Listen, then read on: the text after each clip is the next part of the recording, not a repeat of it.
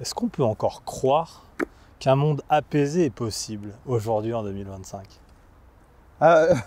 Pour moi, la question n'est pas est-ce qu'on peut, parce que les réponses ne sont pas nécessairement celles qu'on espère, en tout cas dans l'actualité telle qu'elle se présente à nous au quotidien. C'est pas toujours facile. Moi, la question pour moi, c'est avons-nous seulement le choix en fait moi, je suis papa, donc j'ai cette déformation professionnelle, si tu veux, de toujours trouver un petit peu de bon par rapport à l'avenir, de toujours me dire ça peut mieux aller. Est-ce que c'est raisonnable? Moi, je pense que oui. Moi, je pense même que c'est pragmatique d'être optimiste. Bonsoir Corneille. Thibaut, Bonsoir, enchanté. Thibaut, merci de passer la soirée avec nous. On commence dans les jardins de l'UNESCO. Pas mal. Pas mal. La vue est incroyable. Ouais. J'étais jamais venu ici. Soleil couchant. Soleil couchant. La lumière est très belle aussi. Et c'est toujours touchant de comme ça faire la visite de lieux comme ça dont on connaît l'existence, dont on ne s'imagine jamais aller visiter un jour. C'est l'UNESCO. Moi, j'entends parler de l'UNESCO depuis que je suis gamin au Rwanda. Pour moi, je n'avais jamais vraiment pris le temps de réfléchir à ce à quoi ça ressemblerait. Voilà, je vois les jardins, les œuvres d'art. J'ai vu une fresque de Miro de l'autre côté. Et tout d'un coup, ça devient vrai, quoi. Est-ce que le pacifisme est encore constructif aujourd'hui? Est-ce qu'on peut décemment se dire je milite coûte que coûte pour la paix sans envisager une certaine forme de conflit, parfois pour défendre certaines valeurs? Moi, je pense que c'est la seule voie, en fait. Parce que sinon, quelle serait l'alternative? Moi, je ne connais aucun exemple dans l'histoire où on s'est battu pour la paix en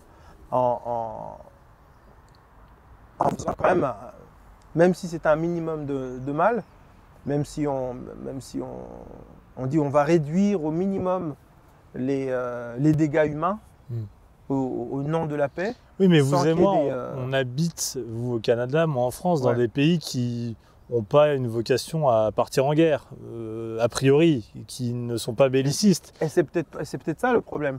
C'est que, en fait, la France est allée en guerre. Bien sûr, dans l'histoire de l'humanité, évidemment, mais aujourd'hui, on n'a pas l'intention d'entrer en guerre a priori avec qui que ce soit. Mais on sent bien qu'il y a des puissances qui, elles, potentiellement, nous menacent. Et c'est en ça que je vous demande si le pacifisme n'est pas une forme d'utopie. Et à ça, je répondrai par une question, mais quelle serait l'alternative? L'alternative serait qu'on prenne tous les armes contre ces puissances-là. Je pense qu'on perd perdant. On part perdant, je veux dire. Et ce serait quoi l'alternative sinon un pacifisme entêté? Et je me demande si on a déjà essayé ça d'ailleurs. Un pacifisme, mais actif, hein, parce que comme tu viens très bien de le dire, ni la France ni le Canada sont en guerre contre qui que ce soit. Mais on n'a jamais essayé ça, un pacifisme. Là, on a un pacifisme qui est là. On a une paix qu'on a depuis trop longtemps pris pour acquis. Mais on ne sait pas ce que c'est que d'être activement pacifiste. Et donc, c'est-à-dire intentionnellement résister à la violence, intentionnellement résister à la guerre, même qu'on a l'impression que c'est le seul recours. On fait un tour dans ces jardins? Avec plaisir, avec plaisir. Et on va passer sous un drapeau important. Il y a tous les drapeaux du monde ici. Le drapeau rwandais, il est où? Il est juste là, je pense. Je l'ai repéré, déjà. Il est, ah oui, alors c'est pas un drapeau très connu, hein, le drapeau rwandais. Alors, en fait, alors ça, c'est marrant. Je ne sais pas si beaucoup de gens peuvent en dire autant. Moi, j'ai eu 2 drapeaux. Ouais. Parce que ce drapeau n'existe que depuis 1994. Que depuis la fin du génocide du Rwanda. Avant, le drapeau rwandais ressemblait à autre chose, ressemblait plus au drapeau de certains pays d'Afrique de l'Ouest. Alors attendez, on va se mettre dessous. Peut-être que sur Internet, je peux trouver l'ancien drapeau Rwanda, si il doit sortir. C'était rouge, jaune, vert. Il n'avait rien à voir avec celui-ci. C'est celui-là. Voilà, ça c'est le drapeau quand j'étais gamin. Voilà. Le drapeau rwandais ressemblait à ça. Et maintenant, c'est celui-ci. C'est celui-là, le avec, vert, jaune, bleu avec le soleil. Avec le soleil en haut à gauche. Vous êtes un utopiste, mais c'est un mot souvent négatif. Ouais, c'est un utopiste. Ouais. Vous êtes un utopiste au sens positif du terme. Ouais. Croire qu'il y a une paix possible, coûte que coûte. Et c'est presque un mode de vie, quoi. Oui, c'est un mode de vie. Même. Pour moi, l'utopie, en mon sens, mon utopie à moi est un monde, non pas dans lequel où, il n'y aurait qu'amour, mais un monde dans lequel où tout le monde se met d'accord pour dire que l'amour prime, en fait. Déjà, commencer par ça. Après, comment on fait pour l'atteindre, c'est une chose. Mais effectivement, si on pense que c'est dans le cynisme qu'on trouve la raison et que c'est dans le cynisme qu'on est pragmatique, moi, je pense qu'on se trompe parce que à chaque époque de notre histoire, la réponse au conflit par les armes, par une résistance, par une réaction de résistance forte, agressive, n'a jamais rien fait d'autre que de faire perpétuer ces conflits. Alors une fois de temps en temps, ça s'arrête parce qu'il y a toujours un plus fort que l'autre. Et le plus fort en général gagne, mais ça prend une décennie, 2, 3 ou 4. Pendant ce temps-là, le plus pauvre, il n'a pas oublié. Le plus pauvre, je dis le perdant. C'est-à-dire le perdant, le plus faible, n'a pas oublié. Le temps passe, mais le faible n'oublie jamais. Et il n'attend que le jour où il sera assez organisé pour revenir. Et la résistance par la violence, je peux l'entendre parce que on a besoin de justice dans ce monde, mais je ne suis pas sûr que la justice qu'on recherche, qui est celle qu'on a, c'est la seule qu'on a, c'est-à-dire par la punition, par rendre à l'autre le mal qu'il nous a fait.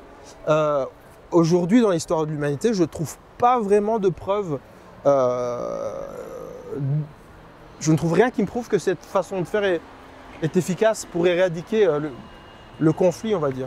Justement, la mélodie du pardon. Ouais. Le pardon, c'est de ça dont vous parlez. Ouais, c'est de ça que je parle dans le livre. Être capable de pardonner. Ça s'apprend ou c'est inhérent à l'être humain?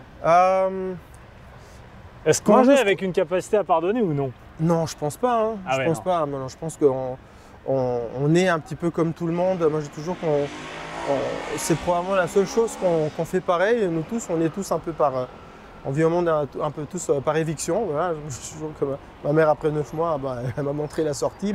C'est comme ça qu'on vient tous au monde. Après, on rencontre le monde et c'est le monde qu'on rencontre qui nous apprend comment penser, la paix, les relations avec les autres. Ça s'apprend. Je pense que tout s'apprend. Est-ce que ça peut et le pardon aussi. Ça peut se perdre à l'inverse. Ne plus être capable de pardonner parce qu'on a trop souffert. Oui, je pense. De toute façon, je pense que c'est la chose la plus difficile. C'est dur de pardonner. Ce qui manque, je pense, c'est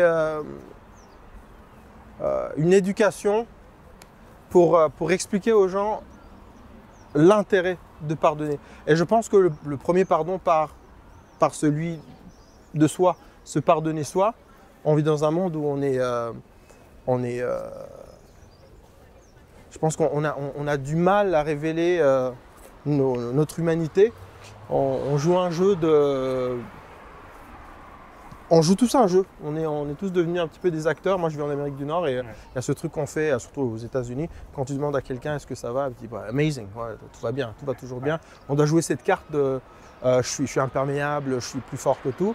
Parce qu'on n'ose pas révéler nos failles à l'autre. C'est pas permis. Je trouve qu'on vit dans une société où il y a une interdiction un peu qui n'est pas dite, mais qu'on ressent à se montrer vulnérable. Mais je pense on peut s'éduquer à ça. Je pense qu'on peut s'éduquer, on peut normaliser l'expression de la vulnérabilité et pour que nos failles qu'on se rende compte qu'on est tous un petit peu, personne n'est parfait. Et là, le pardon de soi est possible et après, le pardon à l'autre est possible. Mais je pense que ça se fait, je pense qu'on peut s'éduquer à ça. Par contre, il faut qu'on le fasse ensemble. Je pense qu'il faut que le plus grand nombre ait envie de se donner à cette mission, quoi. Il y a un drame qui est la base de ce livre. Vous en parlez facilement. J'ai l'impression que vous en parlez. Ouais. C'est très étonnant parce que c'est d'une violence inouïe ce que vous avez vécu. Et moi, ça me perturbe presque votre capacité à en parler, à le décrire, à l'expliquer. Ouais. Ça a été un chemin, hein, ça a été un chemin. C'est-à-dire que je n'ai commencé à en parler publiquement qu'à partir du moment où j'avais les projecteurs sur moi. Et c'est arrivé quand même assez... moi, voilà, j'ai perdu ma famille en 1994. Et la première fois que j'ai dû en parler devant une caméra, c'était presque 10 ans plus tard. Donc même là, il y a eu une évolution. J'ai fait beaucoup de psychanalyse. J'ai essayé d'aller au fond de ce trauma-là pour le comprendre. Et en même temps, mes parents m'ont laissé le plus fort des héritages. Ils m'ont laissé beaucoup d'amour. Et je pense que ce que ça fait, c'est que moi, ils ont réussi à me convaincre que ma vie valait la peine d'être vécue, d'être célébrée, peu importe ce qu'elle me fait de mal. Je pense que ça vient de là, cet utopisme dont vous parlez. Qu'est-ce qui s'est passé ce soir d'avril 94 pour que les gens comprennent de quoi on parle? Parce que tout ce qu'on va se dire, on ne peut pas l'interpréter si on ne comprend pas et qu'on ne sait pas ce qui vous est arrivé. C'est une nuit du 15 avril 1994. Des hommes armés sont rentrés chez nous, ont rassemblé tous les membres de ma famille dans le salon, ont tiré sur tout le monde. Moi, j'ai eu le réflexe de sauter derrière un divan et ça a duré 45 minutes, 45 secondes dans la réalité, mais pour moi, ça m'a paru interminable. Et les hommes qui sont venus chez nous ce soir-là sont partis en cavale, ils ont tiré sur tout le monde, ils sont partis. Et tout le monde y est passé sauf moi. J'ai survécu au massacre, aucune blessure. Comme on dit, mon heure n'était pas arrivée. Et je suis sorti donc de chez moi le lendemain, complètement dissocié. J'ai fait une dissociation émotionnelle complète. Moi, j'étais en mode survie. Mais j'ai réussi je suis resté dans la capitale, Kigali, les 3 mois qui ont suivi la disparition de ma famille. Et après, j'ai fait partie de cette horde de gens qu'on a vu à l'époque ici à la télé, ces milliers de gens qui quittaient le Rwanda vers le Congo, le Zaïre à l'époque. Et de là, j'ai pu arriver en Allemagne, rejoindre des amis de longue date de mes parents en Allemagne, et de l'Allemagne au Canada où je vis maintenant depuis 30 ans. J'imagine qu'il y a une sensation au moment où ça arrive d'effarement. Vous vous souvenez de ces moments après ou non? Vous vous dites c'est tellement dissocié que je... Ouais, alors c'est marrant ce que le cerveau fait pour se préserver il est vachement bien fait le cerveau humain, c'est-à-dire qu'aujourd'hui je peux en parler parce que j'ai une vie qui me rassure davantage sur l'espèce humaine de plus en plus. Mais je disais que le cerveau est bien fait parce qu'il a sauvegardé le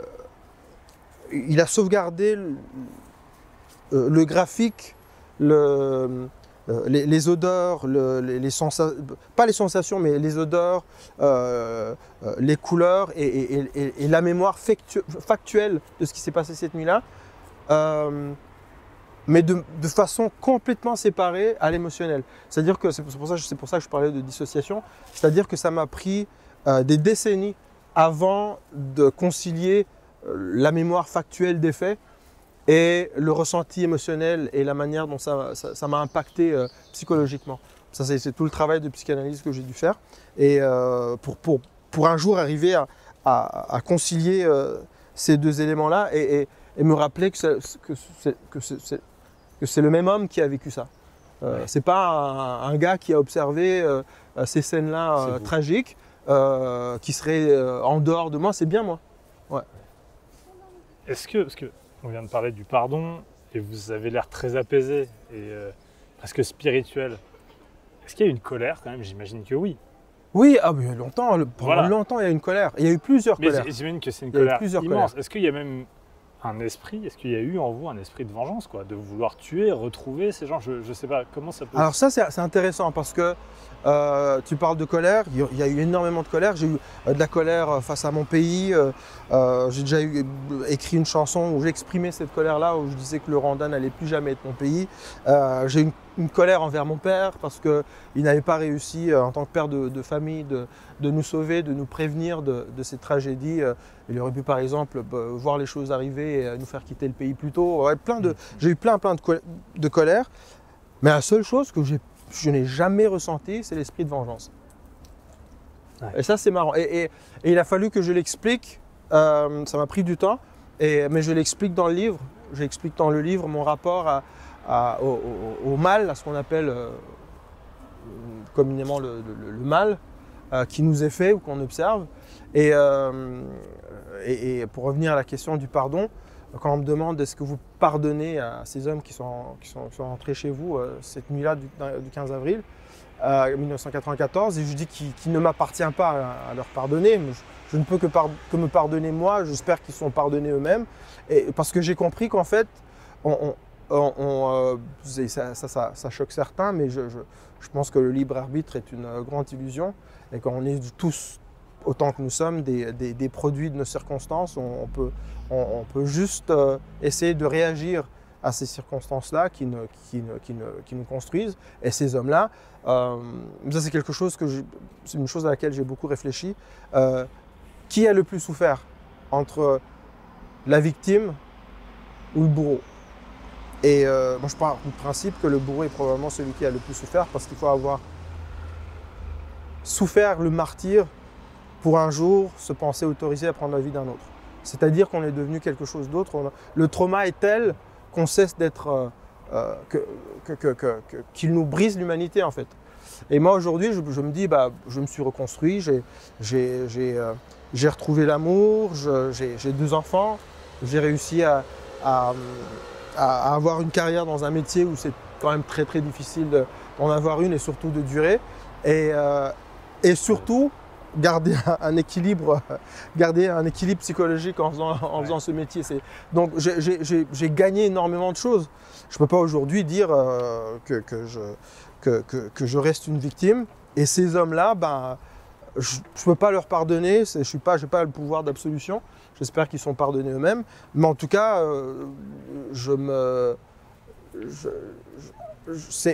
il a fallu que je comprenne pourquoi il ne m'est jamais venu à l'esprit de prendre les armes, ou même dans mon discours, ou même dans ma chanson, d'avoir un discours qui tend justement, comme tu disais, vers la vengeance. Et encore une fois, je pense que c'est parce que mes parents m'ont rempli d'un amour assez fort pour me faire comprendre que ma vie valait la peine d'être vécue. Et dans la vengeance, je pense que la vengeance tue, au final. Oui. Et pas seulement ceux de qui on veut se venger. Et là, il y a un titre de chapitre qui me choque presque. Ouais. La sagesse n'est pas quand on pardonne aux bourreaux, mais quand on les remercie. Ouais. Ouais, ça, c'est dur à expliquer sans contexte.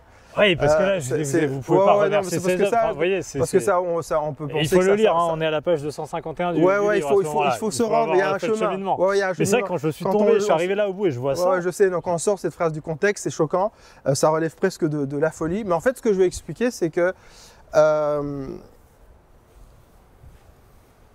je vous parlais de mon bonheur aujourd'hui, je vous parlais de mon épouse, mes 2 enfants qui sont en bonne santé, qui n'ont pas de problème à l'école, en vrai, tout va bien aujourd'hui. Je croise les doigts que ça continue. Et je vis dans un monde où je suis assez lucide pour me rendre compte que je fais partie des privilégiés. Ça a déjà été très très mal, ça s'est déjà très très mal passé pour moi. Mais j'en suis revenu et aujourd'hui, je me porte très très bien. Et le bonheur dont je jouis aujourd'hui, il est spécifique. C'est-à-dire que mon épouse, c'est une personne spécifique, une personnalité spécifique, des enfants. Je ne voudrais pas avoir une autre vie. C'est la vie qui me rend aujourd'hui, c'est spécifiquement celle que j'ai. Le problème, c'est que je ne peux pas dissocier. Il n'y a pas un événement de ma ligne de vie que je peux sortir de cette ligne-là sans tout bousculer. Donc, même cette nuit-là du 15 avril 1994 est responsable de mon bonheur présent. Et ces hommes qui sont venus chez moi, là, c'est un petit peu ma spiritualité un peu ésotérique, ils avaient un rôle à jouer dans mon chemin de vie. Je ne peux pas apprécier, je ne peux pas dire que je suis bien aujourd'hui, que je suis heureux, que tout va bien, sans penser quand même à ce qui m'a fait le plus mal. Sans penser moi, je pense que les choses qui nous font le plus mal marquent notre deuxième naissance. Il y a la première qu'on n'a pas demandé, comme nous disent souvent nos enfants, on n'a pas choisi d'être là, ils ont raison. Puis il y a la deuxième qui est celle qu'on subit aussi, mais avec un peu plus de conscience. Mais ces souffrances-là, cette souffrance-là, les choses qui nous font le plus mal, font aussi partie d'un chemin de vie complet. Ma vie, c'est une ligne. Je ne peux rien enlever de cette ligne-là. Je ne peux pas enlever cette ligne-là, c'est la nuit du 15 avril 1994 de cette ligne-là. Donc ces hommes-là, ils font partie de mon chemin. Et plutôt que de penser que je peux leur pardonner, je suis obligé de leur dire quelque part merci. Vous avez fait ce que, je ne sais pas, Dieu ou l'univers, ou je ne sais pas qui décide de ce qui se passe dans notre vie, vous avez attribué comme rôle. Et à partir de ce moment-là, j'ai appris énormément de leçons et j'arrive aujourd'hui à être capable de faire le bilan de ma vie et me dire, au final, bien quand même. Ouais, bien. Pas mal. Ouais, pas mal. On sort parce qu'il y a une exposition dehors sur le Rwanda. Ouais, c'est ce qu'on m'a dit, ouais. Et l'UNESCO d'ailleurs travaille beaucoup dans ce sens pour faire avancer et faire connaître, éduquer sur le génocide, de tous les génocides, et notamment celui du Rwanda. Ce qui est super important parce qu'on oublie vite, surtout on oublie vite les histoires des autres, en guillemets. Ouais. C'est-à-dire, on a beau avoir lu quelque chose, quelques pages sur le génoside, je ne sais pas moi, arménien, au lycée, comme c'est loin, et dans le temps et physiquement, s'il n'y a pas un effort de la part d'une institution comme l'UNESCO à nous rappeler que ça s'est passé, ces pages d'histoire s'effacent, quoi. Ouais, et on voit que ça revient. Bien sûr. Régulièrement. Ça revient, et évidemment, moi je ne me fais pas d'illusions. Je ne sais pas si un jour, si on connaîtra un monde sans conflit. Je pense que là où il y a... C'est de la fameuse utopie. Là où il y a de l'humain, mais il faut viser ça. Voilà, c'est exactement ça. Il faut viser ça. Il faut viser ça ensemble, en même temps. Ouais. C'est peut-être ce qui nous manque aujourd'hui. Est-ce que, selon vous, alors il faut toujours prendre du recul, d'immenses pincettes, mais ce qui se passe à Gaza en ce moment vous fait penser à une forme de génocide? Bien sûr, pour moi c'en est un. Pour moi c'est un génocide. Alors c'est compliqué Parce que vous savez le poids des mots, et ce que ça veut dire, et vous l'avez vous-même expérimenté d'utiliser ce terme de génocide. Et est-ce qu'on n'est pas dans un moment trop présent, trop direct pour dire déjà que c'est un génocide? Enfin, vous voyez, c'est ce que certains pourront vous répondre. Pour moi, quand je pense au génocide des Tutsis au Rwanda, je pense à un pouvoir, et je fais toujours très attention de faire la séparation entre les élites politiques et le peuple. Mais ce que j'ai observé au Rwanda, c'est qu'il y avait des élites politiques et militaires qui, pour leur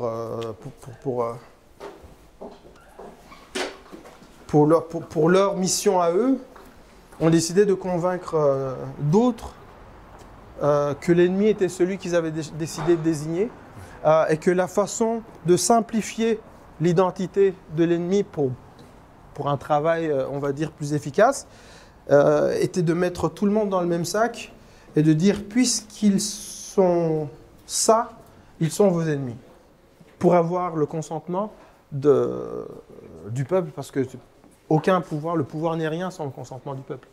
Bien sûr. Ce qu'il ne faut pas faire, moi j'évite toujours les majuscules, tu sais, pour moi, moi, je dis jamais les juifs, je dis jamais les musulmans, je dis jamais les arabes, je dis jamais les blancs et les noirs. Comme si dès qu'on dit les, on essentialise et donc tous ces gens-là feraient partie d'un groupe, d'un monolithe. C'est pas vrai. Mais je dis que c'est probablement un génocide pour la seule et simple raison qu'il y a des gens qui meurent,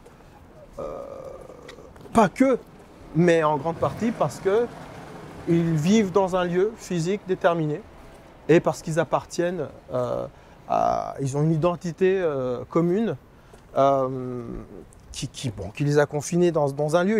Les Palestiniens ne peuvent plus en sortir. Ça, c'est une vérité. Et si je dois faire un parallèle avec le Rwanda, il y a aussi la notion des civils et des innocents qui meurent, non pas par hasard. Non, c'est pas un hasard. Au Rwanda, les familles Tutsis qui ont été assassinées, c'était pas un hasard. C'était voulu. Ils étaient ciblés. Et de la même façon, quand un drone part d'Israël et qu'il arrive sur un hôpital, je ne sais pas comment appeler ça autrement, parce que le rapport de force est tellement clair. Après, c'est beaucoup plus complexe, évidemment, parce que et tu l'as très bien dit, c'est encore trop présent. Ceci dit, moi je me rappelle qu'au Rwanda, le Conseil de sécurité s'était réuni pour déterminer, pour savoir si on pouvait qualifier les événements du Rwanda comme génocide ou pas. Parce que je pense que, ma mémoire est vague, mais je pense que à l'époque, on disait qu'à partir du moment où le Conseil de sécurité qualifie un conflit comme un génocide, il est obligé d'intervenir. Et le Rwanda, ça a pris beaucoup de temps avant qu'on accepte de dire que c'est un génocide. Ça n'a été que plus tard. Et après, on a dit, ah oui, pardon, c'était un génocide, désolé, on n'a pas intervenu. Mais c'était clair, tout était là. Donc je comprends que quand c'est actuel, que c'est encore trop frais, on peut manquer de recul. Et peut-être aussi qu'on se sert de ce mot-là parce que c'est le mot le plus fort et qui fait résonner. Et que quand on pense au génocide… Et qu'il alerte. Et qu'il alerte, et il mobilise. Après, techniquement, est-ce que ça correspond à est-ce que ça remplit tous les critères de ce qu'est un génocide? Je ne le sais pas, je ne suis pas spécialiste. Est-ce que vous êtes déjà retourné au Rwanda? Non, je ne suis pas retourné encore. Encore? Ça veut dire que vous envisagez un jour d'y aller peut-être? Je ne sais pas si j'envisage, je sais que j'en ai besoin. Ouais, j'en ai besoin, ce serait une façon de boucler la boucle. Parce qu'il y a sur ces images des gens qui ont connu, comme vous, une violence immense et la perte d'êtres chers et qui posent dans les lieux de ces crimes. Et c'est prenant, c'est très impressionnant de voir ces gens qui ont une résilience, un terme toujours très particulier, et qui reviennent sur les lieux, quoi. C'est… Ouais, je pense qu'il y a une part de moi qui ait peur d'y retourner parce que je ne sais pas ce que ça va réveiller comme émotion, d'une part. Et en même temps, je sais que j'ai besoin de retourner dans la maison, justement, dans la dernière maison que nous avons habitée, d'aller voir la cour où ma famille a été enterrée. Et, je sais que j'ai besoin de retrouver cette part de moi. Ça, je le sais. Je trouve courageux ceux qui sont arrivés à le faire. Moi, je ne me sens pas encore prêt. Mais je sais que c'est un besoin que j'ai. Ouais. Vous, une particularité dans votre famille, c'est que vous avez une mère qui est Hutu, c'est ça? Ouais. Et un père qui est Tutsi. Comment eux ont-ils fait pour dépasser ces clivages et tomber amoureux et vivre ensemble? Alors c'est intéressant parce que il y a eu deux conflits au Rwanda. Il y a évidemment le conflit Hutu-Tutsi qui a commencé en 1959. On ne va pas rentrer dans les détails, mais dans le Rwanda que moi j'ai connu, et qui est le Rwanda dans lequel mes parents se sont rencontrés jeunes couples avant que je naisse, il y avait un autre conflit qui opposait le Nord et le Sud. D'accord. Il y avait un vrai régionalisme. Nord ou tous les deux tous les deux étaient du Sud. Ouais.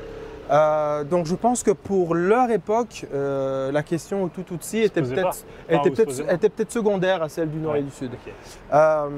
Mais sous-jacent à ça, je pense que le conflit Hutu-Tutsi bouillonnait quand même, tranquillement, mais il bouillonnait. Ce que vous expliquez, c'est que, évidemment, tout le monde connaît ce génocide comme le génocide des Tutsis. Mais pour vous, c'était pas aussi évident, puisque vos deux parents étaient tués alors que l'un était... Ouais. Non, pour moi, c'était... donc c'était difficile de dire pour vous autre chose que génocide du Rwanda. Ouais. C'était très compliqué, j'en parle aussi dans le livre. Oui, c'est ça, et vous expliquez, vous vous faites reprendre à chaque fois. Mais c'est un petit peu c'est le problème, et j'aimerais juste, si tu me permets, revenir sur la question du conflit israélo-palestinien. Alors qu'on voit ces images, qui sont... Ça, c'est... je ne sais jamais comment prendre ces images-là. Tu vois, tout à l'heure, tu me parlais de l'optimisme et de l'utopisme qui ressort dans mon discours. Et en même temps, quand je vois ça, je ne sais pas comment le prendre. On parlait de mémoire tout à l'heure. Je ne sais pas en quelle mesure c'est nécessaire de voir les crânes d'humains et les squelettes d'humains comme ça. C'est peut-être les seuls moments où se réveille en moi encore une fois une colère, parce que là je suis ramené à la vraie violence de ces événements. Et que la violence, c'est-à-dire qu'il n'y a rien de... J'arrive pas à trouver d'espoir dans cette image. J'ai du mal à trouver de l'espoir dans ces images-là. Et en même temps, je comprends l'importance de rappeler, pas de rappeler à ceux qui l'ont vécu, parce que nous on sait, on a vu, on sait, on l'a dans notre chair, mais de raconter au monde entier la violence qui a eu lieu pendant ces 3 mois-là. 3 mois. Ouais. Vous disiez, je voulais revenir sur le conflit israélo-palestinien. Ouais, c'est ça, c'est parce que aujourd'hui, parler avec nuance, c'est un petit peu devenu ça, être subversif. C'est-à-dire qu'il y a très peu de place pour la nuance. Tout le monde a envie aimerait être d'un camp et non pas de l'autre. Ouais. Et c'est ce qui a attendu tout le monde. Donc tout à l'heure, quand tu m'as demandé, pour être très honnête avec toi, quand tu m'as demandé est-ce que tu estimes que c'est un génocide, du tac au tac, j'ai dit oui, pour moi c'est un génocide. Et en même temps,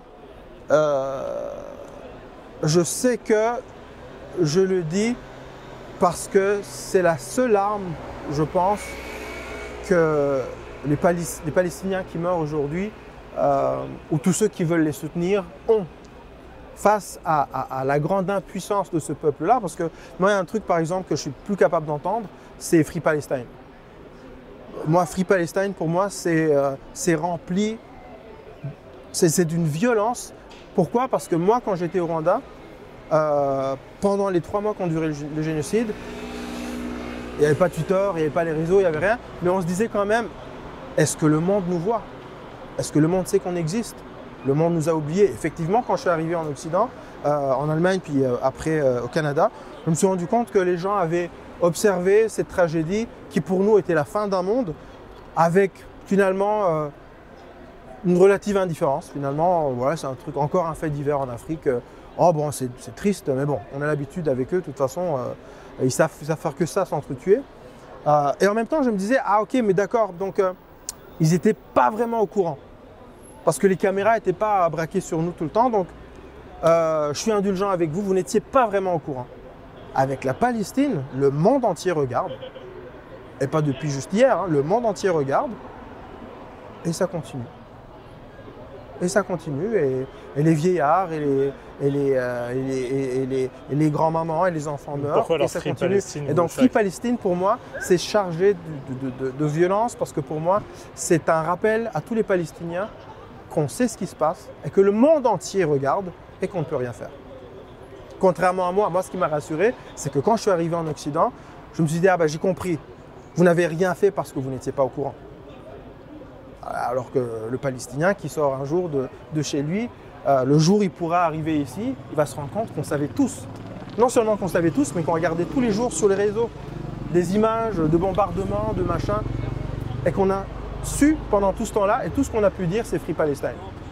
Et ça, je trouve ça d'une injustice assez violente, quoi. On y va? Ouais. Allez-y, vous pouvez vous mettre à l'aise, il y a un peu d'eau sur votre gauche. La mélodie du pardon. Alors, il est intéressant votre bouquin. Ah ben merci. Vraiment, il est intéressant. Non mais je vais vous dire pourquoi parce qu'au début, quand j'ai commencé à le lire, je me suis dit bon, il y a une forme de développement personnel, un peu. Je comprends ce que vous voulez dire, ouais. Du positivisme à tout va, et puis. Ouais. Sauf qu'en fait, vous vous appuyez sur votre expérience. Et donc là, c'est pas un type qui fait du yoga et qui s'est mis à manger des graines. Là, non, mais, et donc d'un seul coup, on se dit ah oui. Il y a presque un côté Mandela, quoi. J'ai souffert. Alors, évidemment, non, bien sûr, proportion gardée. Mais j'ai souffert et je suis capable d'être positif, de pardonner, d'avancer. Et donc, ça, c'est pas du simple développement personnel, quoi. C'est autre chose. C'est-à-dire qu'on peut évoluer, mais à partir d'expériences, de faits qu'on a vécu au fond de son être, quoi.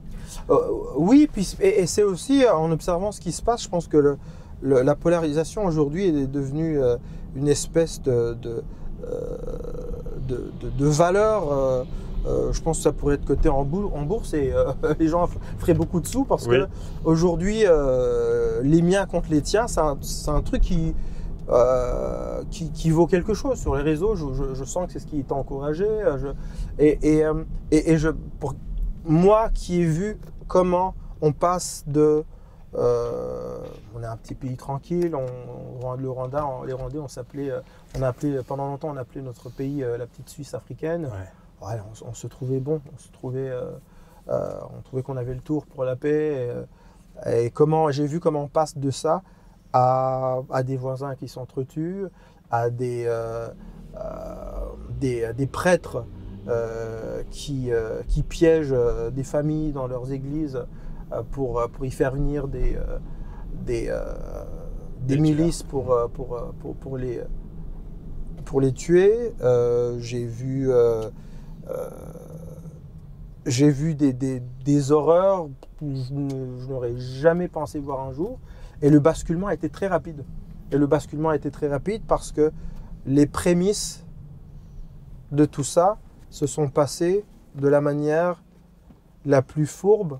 Et c'est souvent dans la légèreté des mots qui portent, mais qui sont perçus comme juste de l'expression. Aujourd'hui, on parle de la liberté d'expression. On a le droit de dire quand même. On a le droit de dire ah, de toute façon les Juifs, ah, de toute façon les Arabes, ah, de toute façon les Noirs, de toute façon les Blancs. On a le droit de le dire et on le dit avec une forme de légèreté il y a cette fameuse boutade de Victor Hugo sur le mot, hein, le mot qui fait sa propre vie. Et moi j'ai vu comment les mots peuvent devenir des gestes très très violents. Et je me sers de mon vécu. Il y a une partie de ce livre-là qui a été aussi motivée par l'envie d'être un petit peu un lanceur d'alerte pour dire les gars, vous avez tellement vécu dans la paix depuis si longtemps que vous l'avez pris pour acquis en fait. Ouais. Et vous ne comprenez pas que du jour au lendemain, il y a des choses que j'observe, il y a des échanges sur les plateaux de télé, des trucs que je vois sur les réseaux, que je me dis ça peut se transformer très rapidement en quelque chose que personne n'a envie de voir. Vous pensez que vous pouvez faire un parallèle entre ce que vous avez commencé à saisir au début, avant la violence extrême de 94 au Rwanda, et ce qu'on peut voir ici en France? Ouais. Je sais que pour les gens qui nous regardent, ils disent ben non, pas nous, jamais. Et j'espère. Mais alors ça veut dire quoi? Ça veut dire que potentiellement, il peut y avoir en France, dans ce que vous observez, des prémices d'une guerre civile. Bien sûr. En France, aux États-Unis, au Canada, n'importe où en Occident. Parce que je pense que ça va faire quoi, un siècle que l'Occident n'a pas eu de problème, vraiment. Peut-être pas un siècle complètement, mais en tout cas, ça, depuis 80 ans en tout cas. Depuis 80 ans. Ouais. Il y a un calme relatif, mais il y a un calme relatif, mais un calme. Mais je sens des choses qui bouillonnent quand même. Et il suffit d'une dépression, par exemple. Ni toi ni moi n'avons connu ça. On n'a pas connu, quand je lis sur la dépression américaine, l'Amérique des années 20 aux années 30. Si un jour on devait connaître une crise économique aussi grave, tout ce qui semble gérable aujourd'hui en termes de difficultés qu'on a à vivre ensemble, tous les problèmes qu'on a de cohésion sociale, tout d'un coup ça peut devenir quelque chose de beaucoup plus violent, bien sûr. Là aujourd'hui ça va relativement bien parce que la grande majorité des gens mangent encore à leur faim. La grande majorité des gens ont encore assez de sous pour avoir internet et scroller et regarder la Champions League et se divertir. Donc jusque là tout va bien. Mais le jour où tout cela n'est plus possible, tout d'un coup, on va commencer à dire ah bah c'est de leur faute, c'est de leur faute. Mais et puis, ça veut dire qu'il y a déjà des scissions dans notre socle commun, dans ce qui fait qu'on fait communauté. Mais en même temps, vous dites dans le livre que notre identité, nos valeurs doivent être gommées pour éviter la guerre. Et moi, je peux imaginer que certains pensent l'inverse.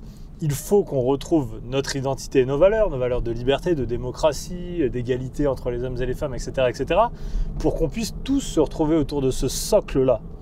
Et j'entends, mais le problème avec ça, c'est que qui définit les paramètres et qui définit, qui décide des règles, qui décide que ce sont ces valeurs-là qui prévalent à d'autres.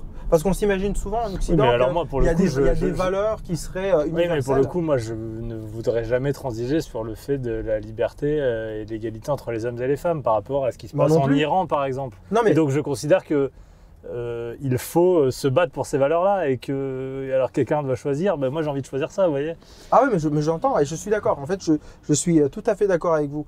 La question est...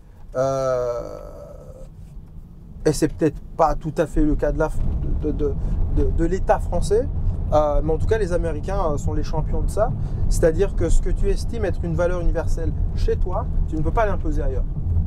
Oui. Et le problème, c'est qu'on est arrivé à un tel niveau d'impérialisme, surtout au niveau des Américains, que dans un monde où tu peux venir d'un petit peu partout dans le monde, là on parle de l'égalité homme-femme, c'est très compliqué d'aller sur ce terrain-là sans être d'accord tous. Oui. Ça, c'est quand même un truc assez important. Mais les valeurs de la démocratie, par exemple, là aussi, on peut être d'accord. Il y en a plein, des valeurs de liberté, de pouvoir s'habiller comme je veux. Oui, bien sûr, bien sûr. Il y en a quand même des valeurs intéressantes que moi, j'ai envie de défendre en tant que Absolument, Français. Mais il y a des gens qui ont quelqu'un qui est rassuré par le fait qu'on lui dise que pour cette occasion, il faut ça. Parlons du voile, par exemple. Oui. Le voile, c'est un super sujet. Moi, je suis pour que si tu as envie de porter le voile, quelles que soient tes raisons, que tu portes le voile. Il y a des gens qui ne voient pas ça comme ça. Il y a des gens qui voient ça comme une entrave à la liberté de la femme, par exemple. Qui décide que c'est l'un ou l'autre? Et la personne qui décide, qui a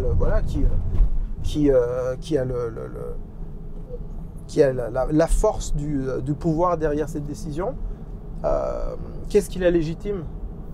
Et surtout, à partir du moment où tu dis, moi, ce qui me dérange, c'est pas qu'on n'ait pas une discussion sur quelles seraient les valeurs à mettre en avant. Il doit pas en avoir des millions. Hein. Je pense que l'égalité homme-femme, par exemple, le droit à la dignité, peu importe ton orientation sexuelle, peu importe ton âge, tes origines, ta spiritualité, ça là-dessus, on est d'accord. C'est même pas de ça qu'on parle. Moi, je parle de valeurs qui sont malléables et dont on peut très rapidement faire les instruments et les armes pour coloniser l'autre.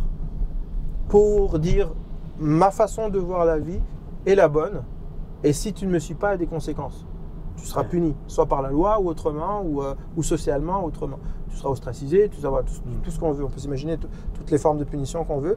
Et quand je parle de nos identités, par exemple, je parle de l'identité comme une dictature, je parle de l'identité telle qu'on la conçoit aujourd'hui. C'est-à-dire que c'est une identité qui tend à trouver comme ça des déclinaisons de l'humanité qui seraient plus importantes que le fait même d'être humain. Et mais alors là, j'arrive pas à comprendre comment on fait société, comment on fait bloc et comment on ne s'entre-déchire pas sans vivre, comme c'est souvent le cas dans les modèles anglo-saxons, les uns à côté des autres plutôt qu'ensemble, comme on aimerait pouvoir le faire en France, avec une laïcité qui est ce qu'elle est et qui demande aux gens d'appliquer certaines valeurs et de se fondre dans ces valeurs-là. Bah, le problème, alors j'entends, le problème, c'est que depuis quelques décennies, le monde est pluriel, même l'Occident est pluriel. C'est-à-dire que ça devient très compliqué de dire à des gens qui ont des racines d'ailleurs, de laisser de côté une grande partie de leurs acquis culturels, de leurs acquis de mœurs, au service d'une ou de plusieurs valeurs qui seraient fondatrices, puisque le monde change et les populations en Occident changent. Si on vivait dans une France ou chez nous au Canada, où les Américains sont encore plus compliqués, parce que pour le coup, les États-Unis ont été construits, la fondation même de ce pays-là trouve ses racines dans un génocide qui est celui des Premières Nations aux États-Unis, donc c'est encore plus compliqué. L'esclavage des Africains, c'est un pays qui a bâti sa puissance sur le dos de pas mal de violences déjà, et une violence faite à des gens qui venaient d'ailleurs, ou alors qu'on avait trouvé, en tout cas des gens dont on ne dit pas toujours aujourd'hui qu'ils ne sont qu'américains. Donc, si on peut imaginer une France ou un Canada où tout le monde se ressemble, ouais, et où tout le monde pratique la même religion, où tout le monde comprend que la famille doit ressembler à ça, et non pas à autre chose, à ce moment-là, oui. À ce moment-là, on peut parler de valeurs universelles, et on peut en avoir une dizaine, une vingtaine, on peut avoir une charte de valeurs universelles que tout le monde comprendrait. Là, c'est plus le cas. Le monde n'arrive pas à se mettre d'accord sur des valeurs, sur un schéma de valeurs unique, parce que on vient tous un petit peu d'ailleurs et on a tous envie de garder un petit bout de nos origines sans devoir le justifier. Moi, ce dont je parle quand je dis que l'identité est devenue aujourd'hui une dictature, c'est qu'aujourd'hui, quand je dis je suis ceci ou cela, c'est forcément pour te dire à toi que mon identité, dans son entièreté, est plus importante que la tienne. Et donc, si tu veux rejoindre ma position de supériorité, tu dois me ressembler. Démerde-toi pour me ressembler. Et c'est ça qui me pose problème. Et je pense qu'au fond de nous tous, on a quand même les mêmes besoins, les mêmes envies, les mêmes... on a envie d'être bien, on a envie de pouvoir... Moi, je connais personne, j'ai jamais rencontré quelqu'un qui allait se coucher le soir après 2-3 jobs en pensant au voile. Et en se réveillant le matin en pensant au voile aussi. Généralement, tu te réveilles le matin en te disant mes enfants, est-ce qu'ils vont bien, est-ce que j'arrive à payer mon loyer, est-ce qu'en sortant, je vais avoir... est-ce que je vais me sentir assez digne pour me sentir quelqu'un, pour être respecté? Et ça n'a pas de couleur, ça n'a pas de religion, ça n'a pas de... C'est l'humanité, c'est qui nous sommes à la base. Et ce que je dis pas qu'il faut balayer d'un coup de main tout le reste, mais je dis qu'il faut partir de l'humanité et ensuite arriver, idéalement, mon utopie ultime serait qu'on arrive à un moment à dire finalement le voile ou la couleur de peau, c'est un petit peu comme les couleurs des yeux. Tu as les yeux bleus ou verts, ça ne change pas grand-chose, mais je vois que tu as les yeux verts ou bleus. La mélodie du pardon. Alors, c'est intéressant parce que vous parlez avec votre père. Ouais. Et ces discussions avec lui, elles sont parfaitement adaptées à ce que vous êtes, ou est-ce que vous essayez d'imaginer ce qu'il aurait pu vous dire? Donc, est-ce que cette discussion, elle va dans votre sens ou est-ce qu'elle va dans son sens à lui? Ah, c'est une excellente question. C'est une excellente... Et en fait, c'est les deux, en fait. Parce que moi, il est parti quand j'avais 17 ans. Donc, il y a tout un tas de conversations, de discussions que je n'avais pas eu la chance d'avoir avec lui. Donc, le personnage de mon père est une extrapolation de sa personnalité telle que je m'en rappelle à l'âge de 17 ans. Ouais. Donc je retrouve sa façon de parler, je retrouve son humour, je retrouve son français, ses expressions. Et j'essaie de m'imaginer ce qu'il me dirait sur le monde tel qu'il est aujourd'hui. Et aussi, je m'en sers pour tout ce que tu viens de me dire, par exemple, par rapport à la laïcité, par rapport aux valeurs. Je le dis, moi. Et c'est lui qui me répond ce que je suis en train de te dire. Ouais. C'est moi qui lui dis, mais on fait quoi? On a besoin de valeurs. On a besoin de savoir qui on est, on a besoin de... Il y a quand même des choses essentielles. Et lui me dit, mais non, en fait, vous avez tout faux. Vous avez tout faux. À la base de tout, la valeur qui devrait... la valeur primordiale, la valeur essentielle, c'est votre humanité. Et c'est votre capacité à voir au-delà de vos armures. C'est un effet littéraire ou vous avez vraiment cette discussion avec votre père? Les deux. Quand j'écris ces dialogues, je l'entends. J'entends sa voix. Mais c'est pas quelque chose que vous avez, vous, le soir en vous couchant, vous avez eu avant d'écrire? Ou si déjà? Non, je pense que sa voix, je ne l'entends que quand j'écris. C'est-à-dire que quand je suis pas posé devant mon ordi en train d'écrire, je ne pensais pas à ce qu'il me disait. Je pensais aux idées, je pensais à ces différents concepts, mais ce n'est qu'au moment où j'écrivais que j'avais l'impression de retranscrire un dialogue qui a déjà eu lieu, mais je m'imaginais évidemment. Ouais. C'est un père qui ressemble à Dieu. Oui, mais en même temps, il ressemble à Dieu, façon de parler. En fait, non, mais il a une position de sage, omniscient, mystique, énigmatique. Ouais. Il ne donne pas de vraies réponses. Ouais, il ne donne pas de vraies réponses parce que il a assez d'élégance pour pas me juger, pour pas juger mon humanité. Des fois, il s'emporte, des fois, il redevient humain et des fois, il n'est pas si sage que ça. Mais j'avais besoin d'entendre une voix de sagesse. J'avais besoin d'entendre une voix que j'arrive moi difficilement à produire. Parce que depuis le début, je pense que les gens qui nous écoutent, ils vont penser que je me prends pour le Dalai Lama, mais c'est pas du tout ça. C'est qu'il y a des leçons que je trouve importantes, mais que je n'arrive pas à apprendre sans quelqu'un d'autre qui est ailleurs, qui ne partage pas le même lieu physique que moi, qui n'a pas Instagram ou X pour se faire bombarder de mauvaises nouvelles tous les jours et se faire affecter par ça. Quelqu'un qui est dans un ailleurs, qui nous regarde de plus loin, avec plus de recul. Alors justement, est-ce qu'il y avait une impossibilité, une incapacité à vous détacher de cette figure pour avancer, trouver des réponses par vous-même, écrire par vous-même? Parce que ça peut être une sorte de facilité. Ouais. C'est pas moi qui le dis, ça. Oui, mais en même temps, à moins que je sois complètement... J'entends, mais voyez... Tout le monde sait que... en tout cas, moi, ça m'est pas arrivé. J'ai pas encore réussi à parler aux morts, concrètement. Mais c'est une façon de faire le deuil aussi. C'est une façon de faire le deuil. Ouais. Mon père me manquait terriblement. Quand j'ai eu mon premier enfant, comme on n'a pas de formation pour être papa, ça n'existe pas, il n'y a pas d'école. Et généralement, le réflexe, c'est d'appeler papa pour lui dire comment tu fais, comment t'as fait toi. Ouais. Et moi, je ne pouvais pas faire ça, donc il a fallu que je m'imagine.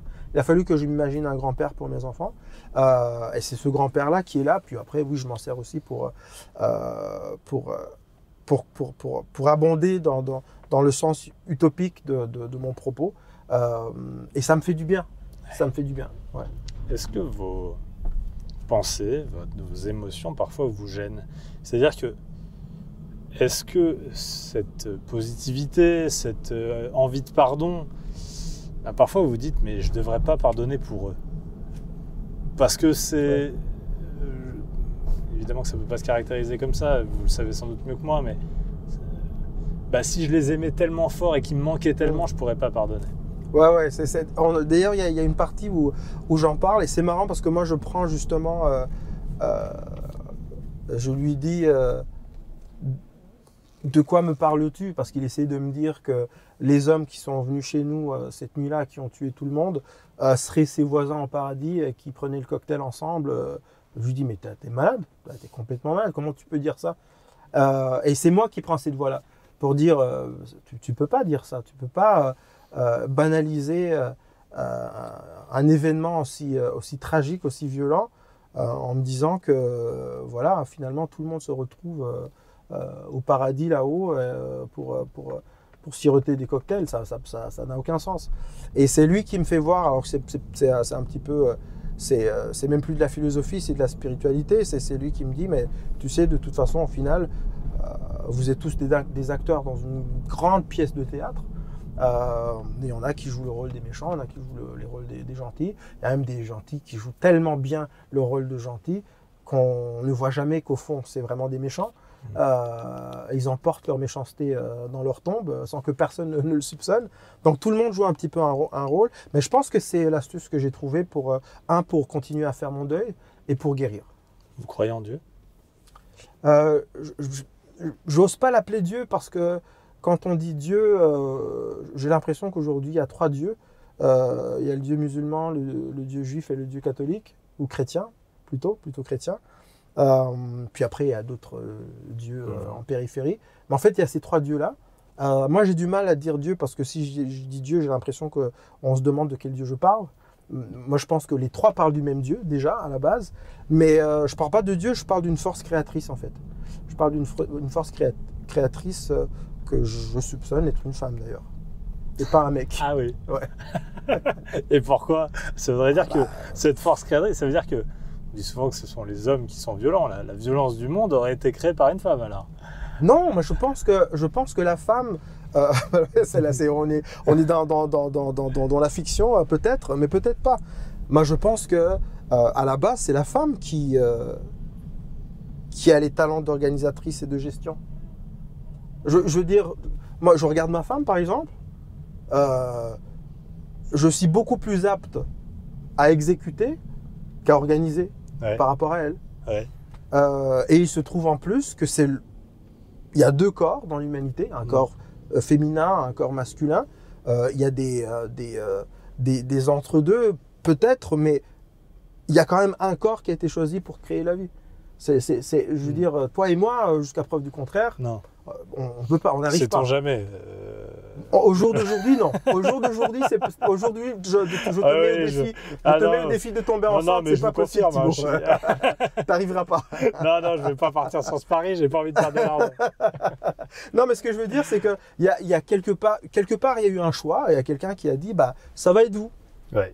Ça va être vous, pas eux. Ça va être vous, et vous allez physiologiquement, biologiquement être constitué pour être capable de le faire. Et même pour les femmes qui choisissent de ne pas avoir d'enfants ou qui ne peuvent pas avoir d'enfants, hormonalement, elles sont faites de manière à...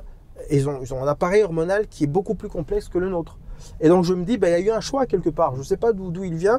Et c'est un petit peu comme ça pour 99% de l'espèce animale dans le monde.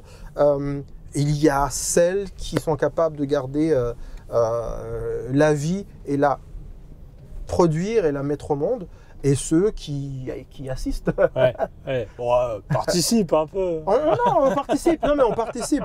On participe. Ça dure pas très longtemps, mais on participe quand même. Vous avez 4 pays qui semblent très importants pour vous. Le Rwanda, l'Allemagne où vous êtes né et où vous êtes retourné après le drame, le Canada, là où vous avez créé votre vie, et la France, qui est le pays du succès musical.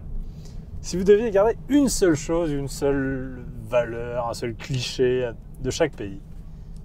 Un seul cliché de chaque pays. Pas forcément qui vous plaît, quoi. Un truc qui me plaît. Au Rwanda, je garde ça. En Allemagne, je garde ça. En France, je garde ça. Au Canada, d'accord. Le Rwanda, je garde les paysages. Je regarde le physique. C'est un pays magnifique, avec ses 1000 collines, avec sa température qui est juste parfaite. J'ai encore pas vu une température, un climat aussi parfait que le climat rwandais, quoi. Il fait jamais trop froid, jamais trop chaud.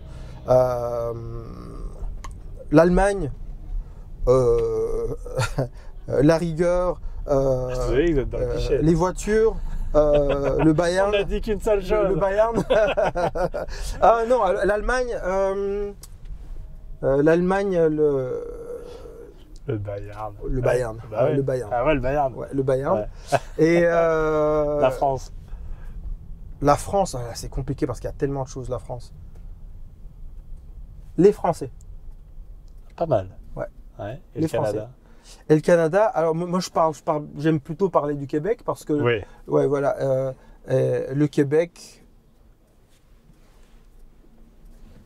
c'est un petit peu les gens aussi, mais je vais être plus spécifique.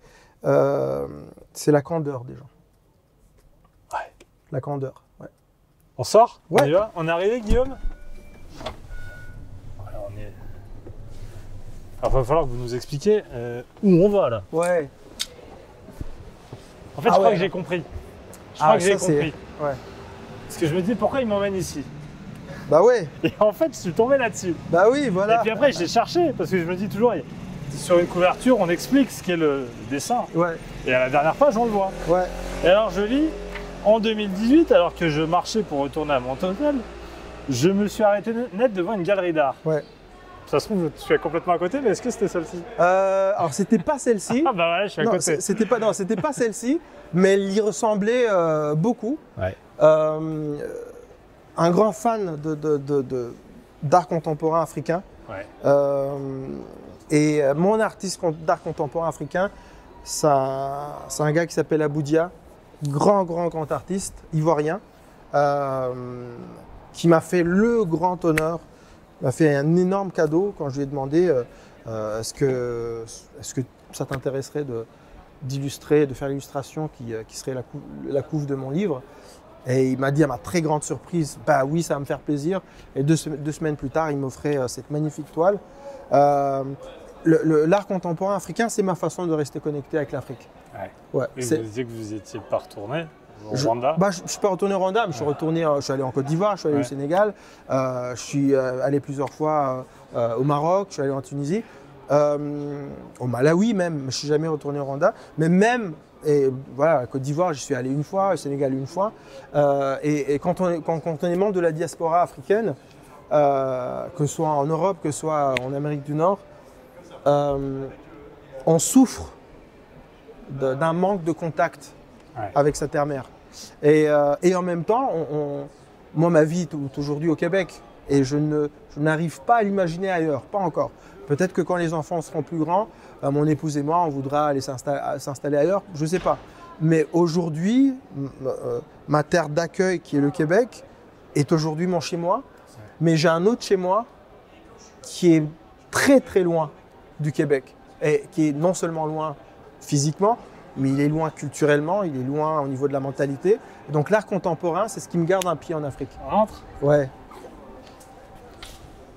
Est-ce qu'il y a quelqu'un? Bonjour. Est-ce qu'il y a quelqu'un? Bonjour. Thibaut. Olivier. Enchanté. Bonjour, Cornet, enchanté. Bienvenue. Merci beaucoup. Merci de nous accueillir. Bonjour, Merci de faire le- Cornet, Bonjour. enchanté. Il faut que vous nous expliquiez. Voilà, on expose en ce moment Aruna Ouedraogo, qui est là, qui vient du Burkina Faso. Ah, il est là en plus. Bonjour, enchanté. Enchanté. Enchanté, Et celui-ci sera là demain. J'adore ce que D'accord. vous faites. Très beau travail. Merci. Oh, ouais. Aruna, il a derrière le bisou. Bonjour. Votre Et fin- j'adore votre t-shirt. Parce que Malik Sidibé, Malik Sidibé, oui. ouais. Que j'ai bien connu. C'est vrai? Oui, j'ai le voir chaque année pendant 15 ans à Bamako. Ah ouais. J'ai exposé. Je vous mets un micro pour l'instant et puis après je vous le mettrai à vous parce que j'en ai qu'un. Comme ça on peut discuter avec vous pour que tout le monde puisse entendre ce que vous nous racontez. D'accord. Ah ben enchanté, ça me fait très plaisir. Donc oui, je parlais de Malik Sidibé que j'ai bien connu, que j'allais voir chaque année à Bamako. Et, Non. ouais, c'est un grand de la photo. Quoi, qu'on Ah oui, regarde tous, ouais. j'ai parlé d'art contemporain, mais la photographie aussi. Hein. C'est moi que les photos de Malik Sidibé me rappellent des vieilles photos au noir et blanc que mes parents m'ont montrées quand ils étaient à l'université. Pas d'éléphant, des contracts comme ça, avec un sens de l'élégance vestimentaire juste incroyable. C'est Et, une galerie. C'est une galerie où il n'y a que de l'art africain, contemporain africain. On est spécialisé dans l'art contemporain africain. Avec Clément, mon neveu, une galerie spécialisée uniquement dans l'art contemporain africain. Alors il y a deux parties, il y a ici et à côté, où on accueille l'exposition Aruna Ouedraogo et Soli Cissé, qu'on vous fera visiter si vous voulez. Et tiens, c'est une question, parce que vous êtes un artiste, vous êtes un musicien. La musique africaine, tout le monde s'accorde à dire qu'elle a largement influencé la musique mondiale. Ah, absolument. Voilà. Bien sûr. Ça, il n'y a bien aucun sûr. doute là-dessus. Mais l'art aussi. Est-ce que l'art contemporain africain a autant... Les masques de Picasso, vous pensez que ça vient d'où? Ouais. Ah, Picasso, c'est fortement inspiré des masques africains. Je pense que l'Afrique a une influence folle sur l'art en général. Ouais. C'est juste que parce que quand on pense à l'art contemporain, aujourd'hui, un des premiers noms qui nous vient en tête, c'est Basquiat. Oui. Mais Basquiat, c'est vachement africain, son art. Oui, c'est vrai. Ouais. Oui, mais est-ce que dans notre... Par exemple, évidemment que dans l'art, la picturale, mais dans le design, par exemple, moi je veux beaucoup plus de choses qui viennent des pays nordiques. Bien sûr. Vous voyez, l'Afrique n'a pas, j'ai l'impression, mis sa patte sur l'environnement visuel dans le monde comme elle le fait dans la musique, par exemple. Peut-être que je me trompe, hein, c'est un avis. Hein. Non, mais j'entends ce que vous dites. Je pense que si on veut parler d'architecture, par exemple, l'architecture, contrairement à la musique, il ne faut pas beaucoup de sous pour la faire et l'exporter. Ouais. Donc, je pense qu'on n'a pas besoin d'énormes structures pour exporter sa musique. Et je pense que, vous me corrigerez si je me trompe, mais je pense que même l'art, il y a la possibilité de faire avec des moyens plus ou moins raisonnables. L'architecture, c'est peut-être plus compliqué. D'imposer un design, d'imposer une esthétique en Occident, mais c'est en train d'arriver. C'est en train d'arriver. Il y a énormément d'architectes, de designers que je vois un peu partout et qui sont en train de devenir un petit peu... Qui gagnent des prix aussi. Et qui gagnent des prix, ouais. Effectivement, et qui gagnent des prix.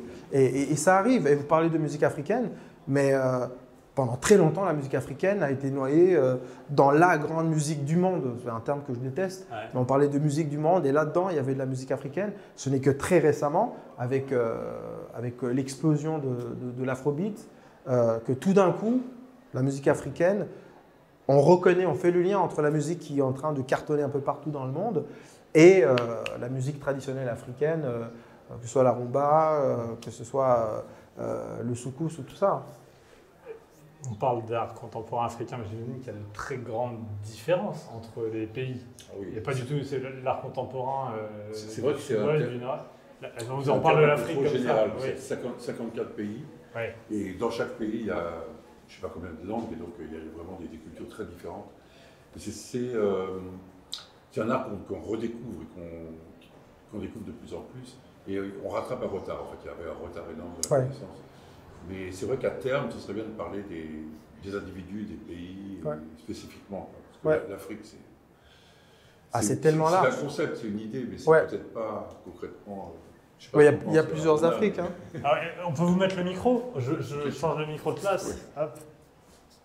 Il y a plusieurs arts africains, non? Oui, disons, mais je ne sais pas si je comprends exactement la question que vous posez quand vous dites plusieurs arts africains. En fonction des pays, c'est-à-dire qu'il y a différentes cultures. Par exemple, en Europe, l'art espagnol n'est pas le même que l'art suédois. Et pourtant, on ne dit pas un art européen, vous voyez. Bon, il y a un peu...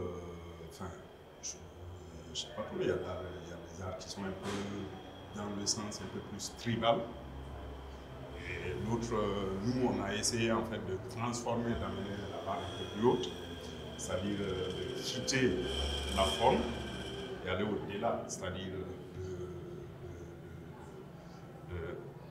de la forme, de la production, de la reproduction. Donc on va complètement imaginer plein de choses et recréer les formes. Donc il y a un processus de recherche qui est là, donc qui change, c'est-à-dire le fait qu'avant, on représentait par exemple en peinture ou en dessin des masques, des choses comme ça, qui étaient très représentatifs. Donc on s'est dit, bon, ça existe déjà en sculpture. Donc ce sont des sculptures, ce sont des statuettes, comme on peut les appeler comme on veut, mais on ne va plus reproduire ça parce que ça existe déjà. On va s'inspirer de ça, recréer des formes, imaginer les choses autrement Voilà. D'ailleurs, c'est un peu ça quand on parle des masques là. Bah oui, mais ça c'est à Boudia, donc c'est un petit peu... mais c'est cette idée, on s'inspire de ça, mais on ne fait pas un masque. Mais on ne fait pas un masque, ouais. C'est une recherche un peu plus profonde en fait, c'est-à-dire ça combine l'objet dont on s'inspire et la personne qui la réalise. Donc il y a une communication qui est là et puis souvent qui ne s'explique même pas, mais ça définit l'artiste. C'est une forme d'impressionnisme ou de nouvel impressionnisme. Après, moi je pense que l'Afrique a longtemps souffert de ça, c'est-à-dire que notre art a beaucoup nourri les arts d'ailleurs. Et nos artistes n'ont jamais été reconnus comme les initiateurs, comme les originateurs de ces arts-là. Et aujourd'hui, c'est en train de changer avec des gens comme vous, avec des gens comme Aboudia, qui sont aujourd'hui en train d'être reconnus comme les artistes qui ont fait ça et qui sont ivoiriens, qui sont burkinabés.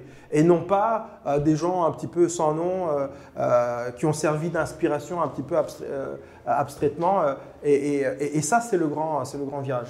Est-ce que, pardon, j'ai une question, parce que l'art est souvent une révolution, une révolte, et quelque chose qui vient du fond du ventre.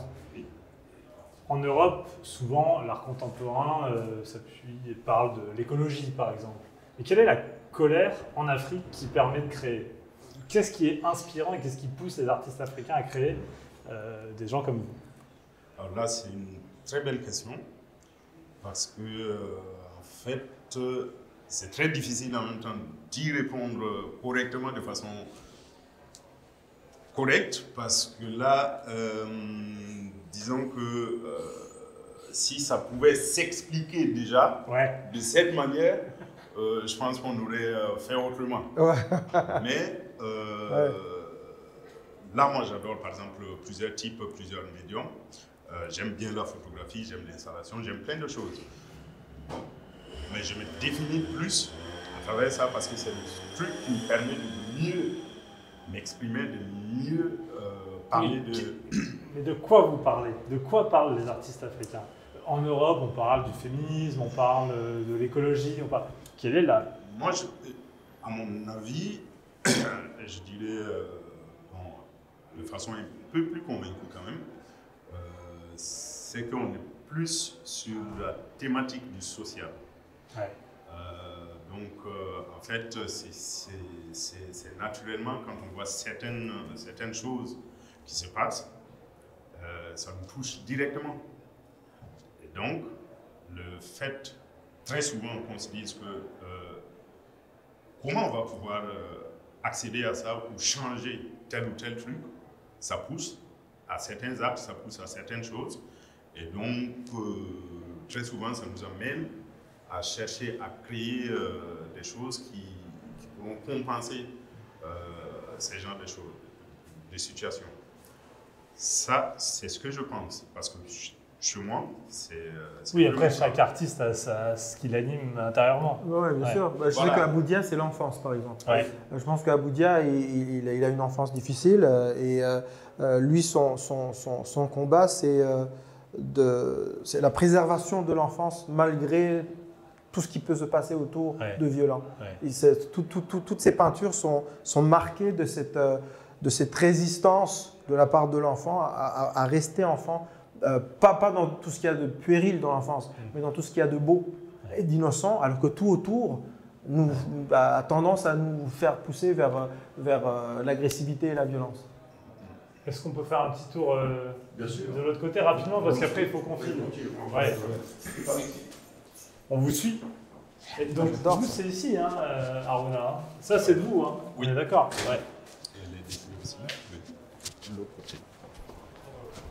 C'est qui l'artiste qui vous a le plus inspiré, si vous deviez en nommer un?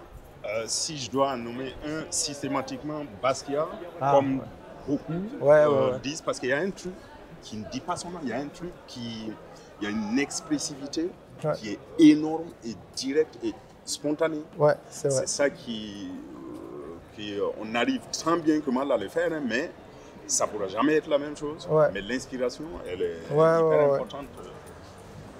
Tiens, Corneille. C'est pas de l'exposition, c'est deux amis qui se connaissent. Ah oui, c'est un Souli Cissé, donc qui représente ici. Parce qu'il est le Sénégal. Un artiste Il m'a sénégalais. beaucoup inspiré aussi Ah, parce que ouais. quand j'étais plus jeune aussi, Ouais. c'est aussi un plaisir d'avoir exposé avec lui. Puis, Mais c'est ça. je trouve ça super intéressant de voir des toiles comme ça où on reconnaît une originalité. Je sais pas, moi, quand je regarde ça, je vois un peu de Chagall, puis en même temps, Oui, c'est vrai. et en même temps, Chagall n'aurait jamais choisi ces couleurs-là. Il y a quelque chose dans l'art contemporain africain où les couleurs sont je me trompe peut-être, hein, mais je regarde ce que vous faites, je regarde ce que Cissé fait, même ce que Aboudi font. Les couleurs sont jamais percutantes en soi, mais c'est le mélange, c'est l'ensemble qui devient percutant. Là où par exemple un Miro, tu vas voir que le jaune il va être super fort, et là tout est doux, tout est doux, mais c'est l'ensemble qui en jette. Est-ce que voir ça, vous inspirez une chanson, la musique? Ouais. Est-ce que l'art entraîne l'art? Ouais, bien sûr. Ouais. Ouais. Moi, il y a beaucoup de chansons. Et vous, est-ce que vous vous peignez en musique? très souvent. Ouais. Mais il y a des moments où, pour sortir, pour me dire que je ne suis pas obligé d'être dans un truc, je m'efforce de faire ça parce que tout ce qui devient répétitif, en fait, j'essaie de voir est-ce que je peux changer un peu. Mais pour revenir un peu à l'histoire de la couleur, là, c'est que pour moi, je trouve que les couleurs, en fait, sont très complémentaires au sujet utilisé, ce qui donne une petite gaieté qui change un peu la réceptivité d'une œuvre. Ouais. Voilà, donc, par exemple, dans mon dernier travail ici aussi, c'est un peu la même chose. J'ai juste essayé de quitter un peu la forme pour le traduire d'une autre façon qui a tendance à être complètement abstraite. Mais est-ce que vous le pensez, ça? Parce que là, quand vous l'expliquez, ça semble hyper intellectualisé, mais est-ce que vous êtes est-ce que vous êtes dans l'intellect quand vous êtes en train de peindre, ou vous êtes juste capable de l'expliquer une fois que l'œuvre est complétée? Non, je suis dans l'intellect. Ah ouais? Oui, Ok. dans complètement la recherche. Je sais comment je peux faire, je sais que je peux faire autrement. D'accord. Faire différemment. Ok. Mais pour ça, pour cette série-là, j'ai besoin qu'il soit comme ça. Donc c'est comme tout, on dit tout évolue, mais ça, en fait, à un moment donné, on se dit, bon, est-ce qu'on peut juste ajouter, au lieu on connaît l'histoire, mais on va essayer de donner un peu plus de gaieté pour compenser un peu, pour faire peser en fait les esprits, quoi. Merci beaucoup, merci de nous avoir accueillis. Pardon, j'aurais aimé rester, mais il faut qu'on enchaîne. On enchaîne. Mais bon, on peut venir voir ça combien de temps? 1 mois et demi. Et ben voilà. On va venir alors. Avec plaisir. Merci beaucoup, Aruna, merci beaucoup. Merci. Félicitations. Merci beaucoup. Merci pour votre accueil. Vous repartez avec un? Vous allez revenir là? Ah ouais, je vais revenir. Là, on n'a pas le temps là, mais ah ouais, c'est vernissage. vernissage demain, toute la journée. De 18h à 22h. Mais les artistes seront là, les deux artistes. Ah ok, bah si mon planning. Puis vous viendrez faire des permet, dédicaces pour la sortie du livre. Je peux faire une photo de vous deux, c'est Ouais, bien sûr. Vous voulez que je la fasse si vous voulez? Je vais chercher mon appareil. Bon. Et voilà, on va essayer de. Ouais, faut pas trop qu'on traîne. Je vous disais, mais il y a une semaine, on faisait l'ouverture de mon espace au Burkina, un espace culturel, quoi. Et en fait, toute la soirée, c'était. Ah, c'est mes chansons qui jouaient. Ah, c'est marrant ça. On y va quand même? Allez, merci pour tout. Hein. Merci beaucoup. Merci. Hein. Je vais faire une photo. Ah oui, c'est ça, dehors. Si vous voulez faire une photo, il est On là. fait la photo devant, dehors? Ouais, ici c'est bien. Ici, allez hop.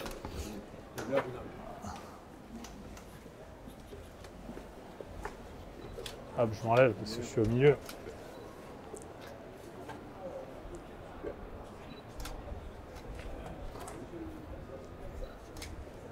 Voilà. Plaisir. Merci. Hein. Merci messieurs. Merci pour la visite. Merci beaucoup. Oui. Merci pour la visite. Merci beaucoup. Merci. Bien. Merci. Au Au revoir, à la prochaine. Pardon. Pardon Je crois qu'on s'en va vendredi, d'après ce que j'ai compris. Ah oui, ça se peut. Oui, oui. C'est oui. vendredi. C'est vendredi. Ah oui, c'est vrai. C'est vrai. D'accord, ça marche. Merci beaucoup. Merci. Au Au revoir. revoir. Il y a un sujet que vous évoquez, la question de votre couleur de peau. Ouais. Et vous dites que vous vous auto-stigmatisez parfois. Ouais, bien sûr. Expliquez-moi ça. Je sais pas, c'est peut-être pas une tentative d'autodéfense, d'autoprotection. Attention, attention. Ouais.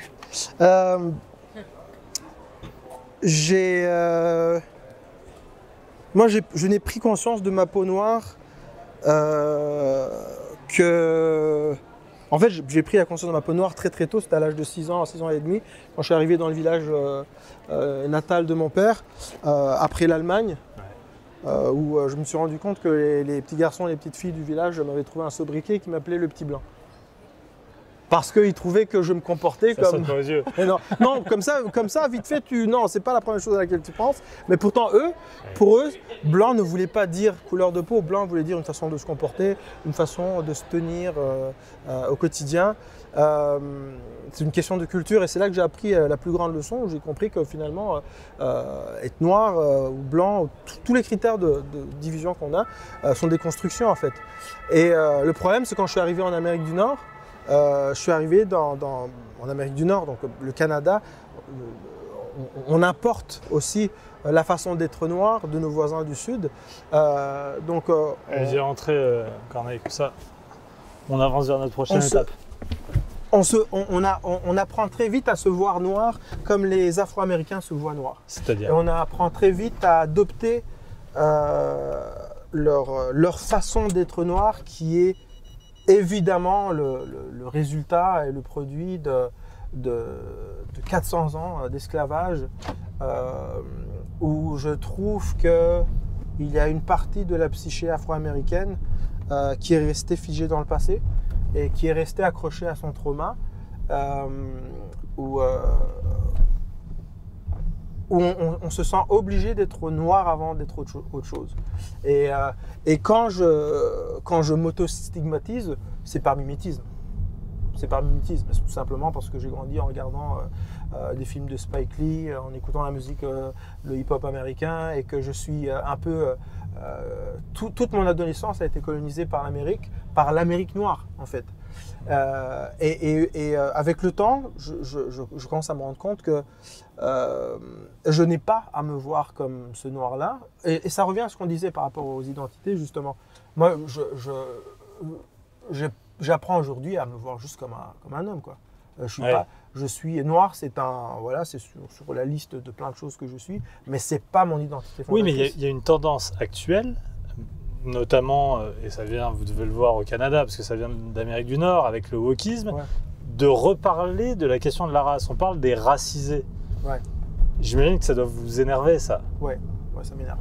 Ouais, ça m'énerve parce que vraiment, je comprends pas pourquoi moi je serais plus ou moins racisé qu'un autre. Je comprends pas.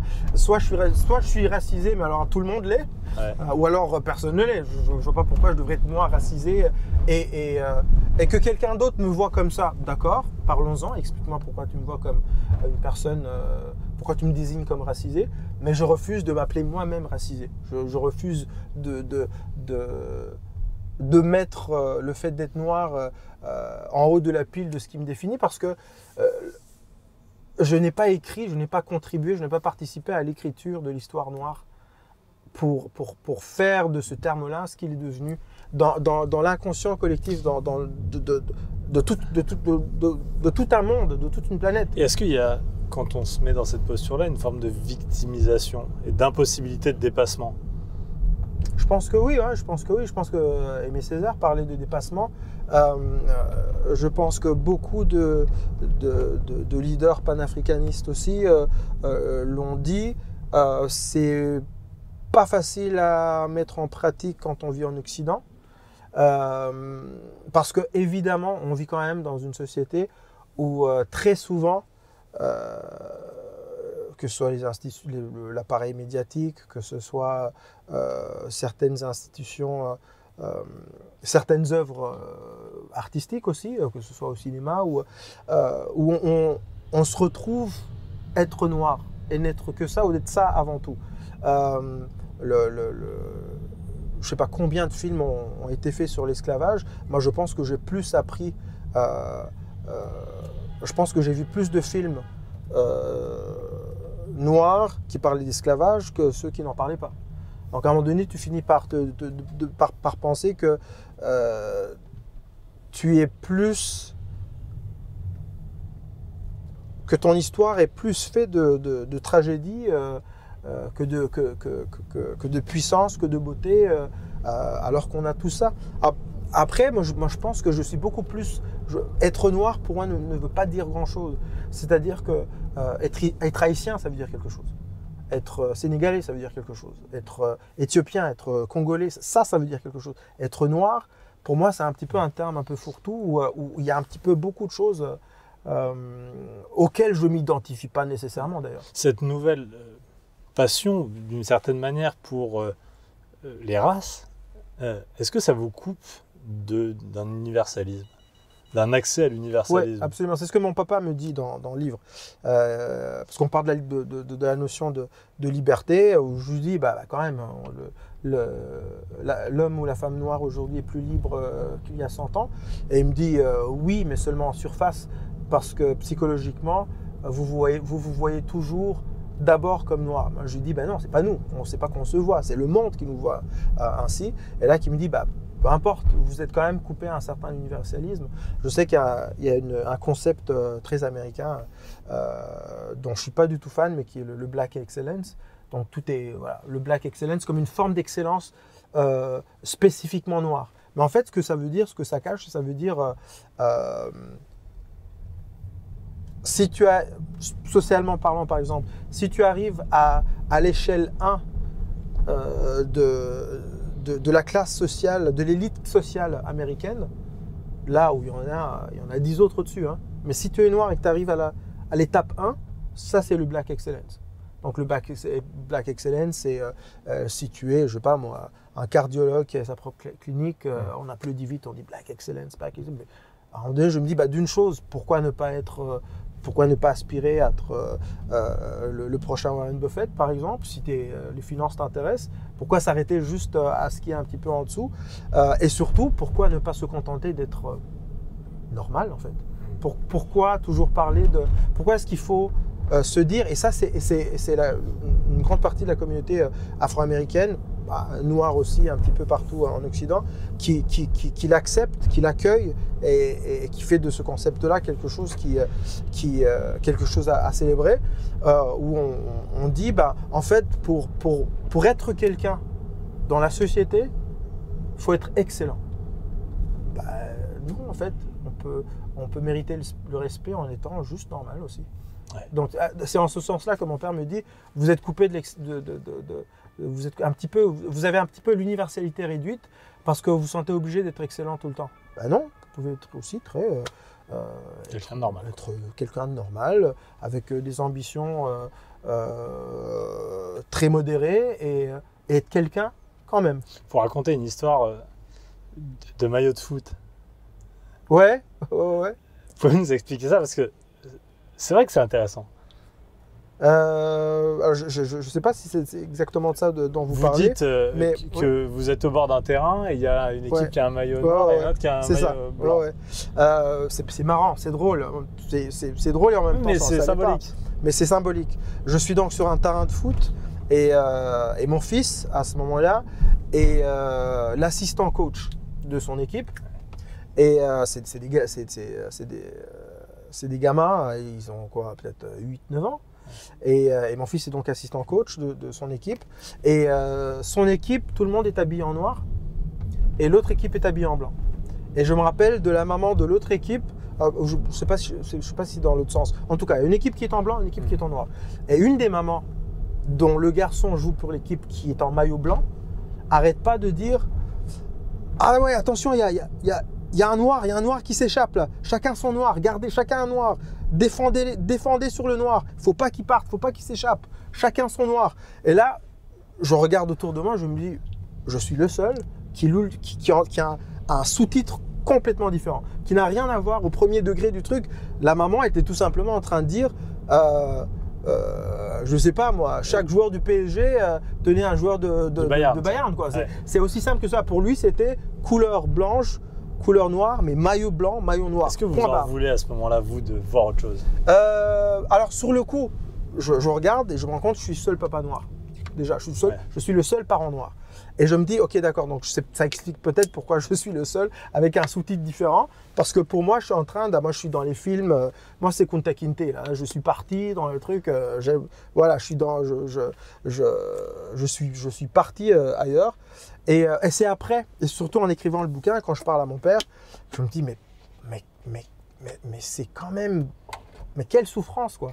Quelle souffrance à chaque fois d'interpréter chaque mot, chaque phrase, chaque expression, chaque intention comme quelque chose qui potentiellement peut me renvoyer à ma couleur de peau. Comme quelque chose qui serait une invective à ma personne et parce que je suis noir. Et c'est là que mon père me dit, t'as manqué une occasion d'être papa ce jour-là. T'as manqué l'occasion de juste dire, ah, eh bien, mon fils, il est assistant coach, donc let's go les blancs. En fait, non, t'as jamais été capable de le dire parce que pour toi, blanc veut dire quelque chose de spécifique et d'abord une couleur de peau, mais au-delà d'une couleur de peau, une histoire, une façon d'être dans la société et noir aussi. Et t'es passé à côté d'un truc, c'est que ce jour-là, c'était juste deux équipes qui jouaient l'une contre l'autre, des gamins de 8-9 ans, et ton fils était assistant coach, il y avait de quoi être fier.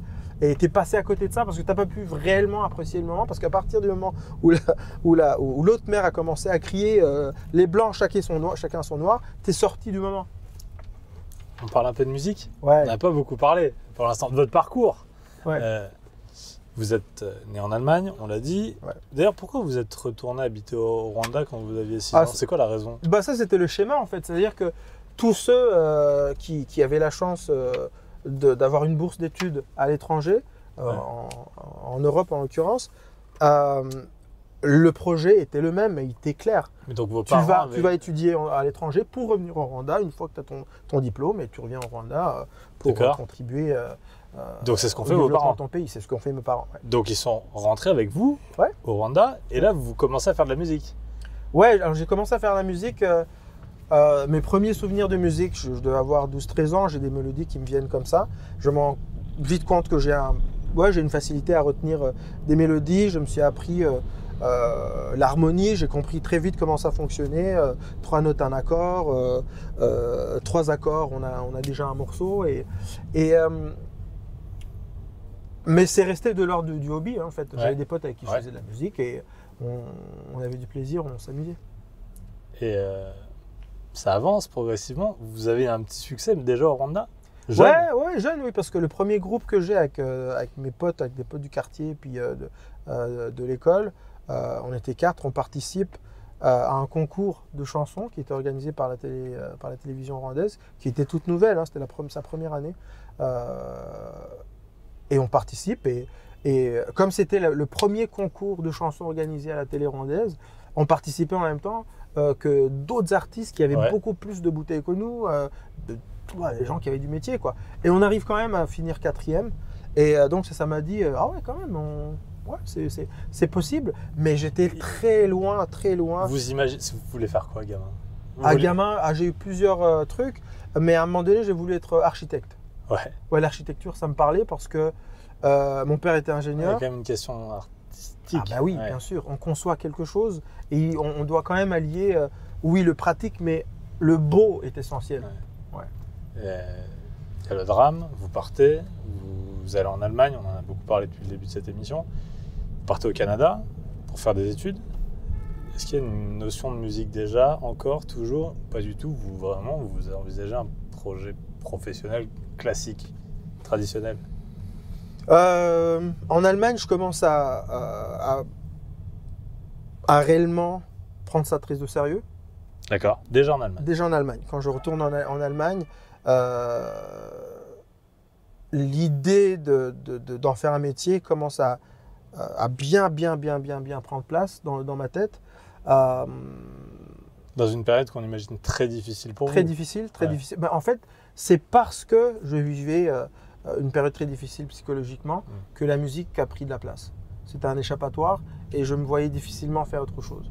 Je me voyais difficilement... il y avait quelque chose dans la musique, puis dans la projection que j'en faisais, dans la projection professionnelle que j'en faisais, il y avait une promesse de retrouver un amour de la part de plein de gens qui seraient venus compenser pour le grand vide affectif que j'avais. Vous partez au Canada, et là ça se concrétise, ça devient professionnel. Ouais. Là, comment ça se passe au début? Qui vous rencontrez? Vous connaissez personne, j'imagine? Non, alors... je connais personne, mais c'est pour ça que je parle d'obsession. J'en suis tellement obsédé que généralement, quand on est obsédé par un projet, on finit toujours de trouver les bonnes personnes. Ouais. Ah oui, on trouve toujours. Donc moi, j'ai trouvé 3 potes qui cherchaient deux potes qui cherchaient un 3e membre à leur groupe. Je forme un groupe qui s'appelait One. On joue dans tous les petits clubs de Montréal. Ouais. On fait des covers, on fait des reprises. Vous faites quoi, déjà du R&B? Ah oui, c'est du R&B. Moi, ça a toujours été du R&B. Vous avez toujours fait que ça? Même au Rwanda, c'était du R&B. D'accord. Mes premières idoles, c'était Boyz II Men, Jodeci, des groupes et des artistes de R&B américains des années 90. Et je continue. Voilà, ça a été ça, l'influence et l'inspiration. Au Canada, pareil. Mon groupe One, on fait la même chose. Et à un moment donné, je me rends compte que j'ai une réalisation. En fait, je me rends compte que j'avais des choses à dire. Ouais. Qui étaient trop personnelles et qui ne passaient pas au sein d'un groupe. Et le manager de mon groupe à l'époque devient mon associé. On met nos sous ensemble. On avait chacun des petits jobs. On met des sous ensemble et on se paye des sessions de studio. Et je réalise les maquettes de ce qui deviendra après mon premier album. Et je travaillais pour Air France à l'époque. Donc, oui, parce que vous bossez, vous n'êtes pas pro. Ah non, je ne suis pas pro. Ouais. Non, j'ai un job. Je travaille au call center d'Air France. Et ce qui me permet d'avoir des billets pas du tout chers pour venir en France. Et donc je commence à venir en France faire des allers-retours pour rencontrer des maisons de disques, les grandes majors. Si vous n'aviez pas bossé pour Air France, c'était mort, quoi. Ah, c'était mort. Parce que j'avais pas les moyens. J'avais pas les moyens. Ouais. C'est marrant, j'avais jamais pensé à ça. Mais oui, comme quoi, rien n'arrive pour rien. Et donc je fais ces rencontres, je rencontre plein de gens dans l'industrie en France qui me disent tous non. Ah ouais. Ils me disent tous non, puis ils me disent sensiblement la même chose. Ils me disent il y a un clash, il y a un décalage entre la musique qui est très accessible, une musique que des teenagers un peu partout en France peuvent écouter, entendre. Par contre, le texte, c'est beaucoup trop adulte. Ça marche pas, quoi. T'as une musique très R&B, très soul. J'imagine qu'on est sur un truc. Exactement, c'est quoi la cible?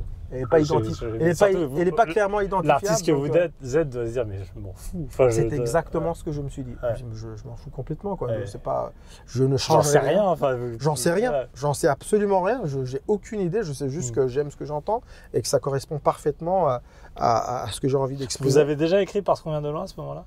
Ah ouais. Ouais, vous l'avez. Vous le proposez. Ah, ils l'ont entendu. Ils ont entendu Parce qu'on vient de loin avec Classe, Le Monde, tout. Ah ouais, tout est sur la maquette. Ils disent tous non. Et ils disent tous non. Jusqu'au jour où je retourne au Canada et il y a un monsieur qui s'appelle Francis Julien qui est directeur général d'une maison de disques indépendante ici, qui a l'habitude de venir au Québec parce qu'il trouve que c'est un vrai vivier de talent au Québec. Et un jour, il tombe sur un clip qui est un clip qu'on avait réalisé avec très peu de moyens d'une des chansons de mon groupe à l'époque. Et là, il s'était renseigné, il voulait savoir qui avait écrit, qui avait composé. Et je trouvais que c'est un morceau que j'avais composé. Et que en plus ma maquette était prête. Alors, il a demandé à me rencontrer. Je suis venu le rencontrer à Paris. Je suis revenu. Air France encore. Merci Air France. Salut. On vous salue. Vous avez joué un grand rôle dans ma vie. Et il me dit, écoute, moi j'adore. Ne change rien. Il dit par contre, comme ça sort un petit peu des sentiers battus, ne t'attends pas à ce que ça cartonne tout de suite. Quand même. ce premier album, voilà, on va devoir développer un truc, tu vas devoir trouver un public, faire beaucoup de scènes. Le deuxième album, peut-être le premier, allez, peut-être à 50 000. Le deuxième, on va peut-être monter à 80 000. Et puis, au fur et à mesure, tu vas te bâtir une carrière. Ce qui est la façon, la bonne philosophie pour développer un artiste, en fait. Et c'est quelque chose qui se perd aujourd'hui. Et en fait, le premier album, ça va jusqu'à 1 million. Et vous vous souvenez du jour, de l'endroit où vous avez écrit « Composé parce qu'on vient de loin » ou pas? C'est une chanson qui est emblématique. Oui, bien sûr. Bien sûr. Et est-ce que ce jour-là, vous vous dites, je fais un truc bien? Ou non, vous faites une chanson comme celle d'à côté, celle d'avant, celle d'après? Non, je me le dis pas pendant que j'écris. Ouais.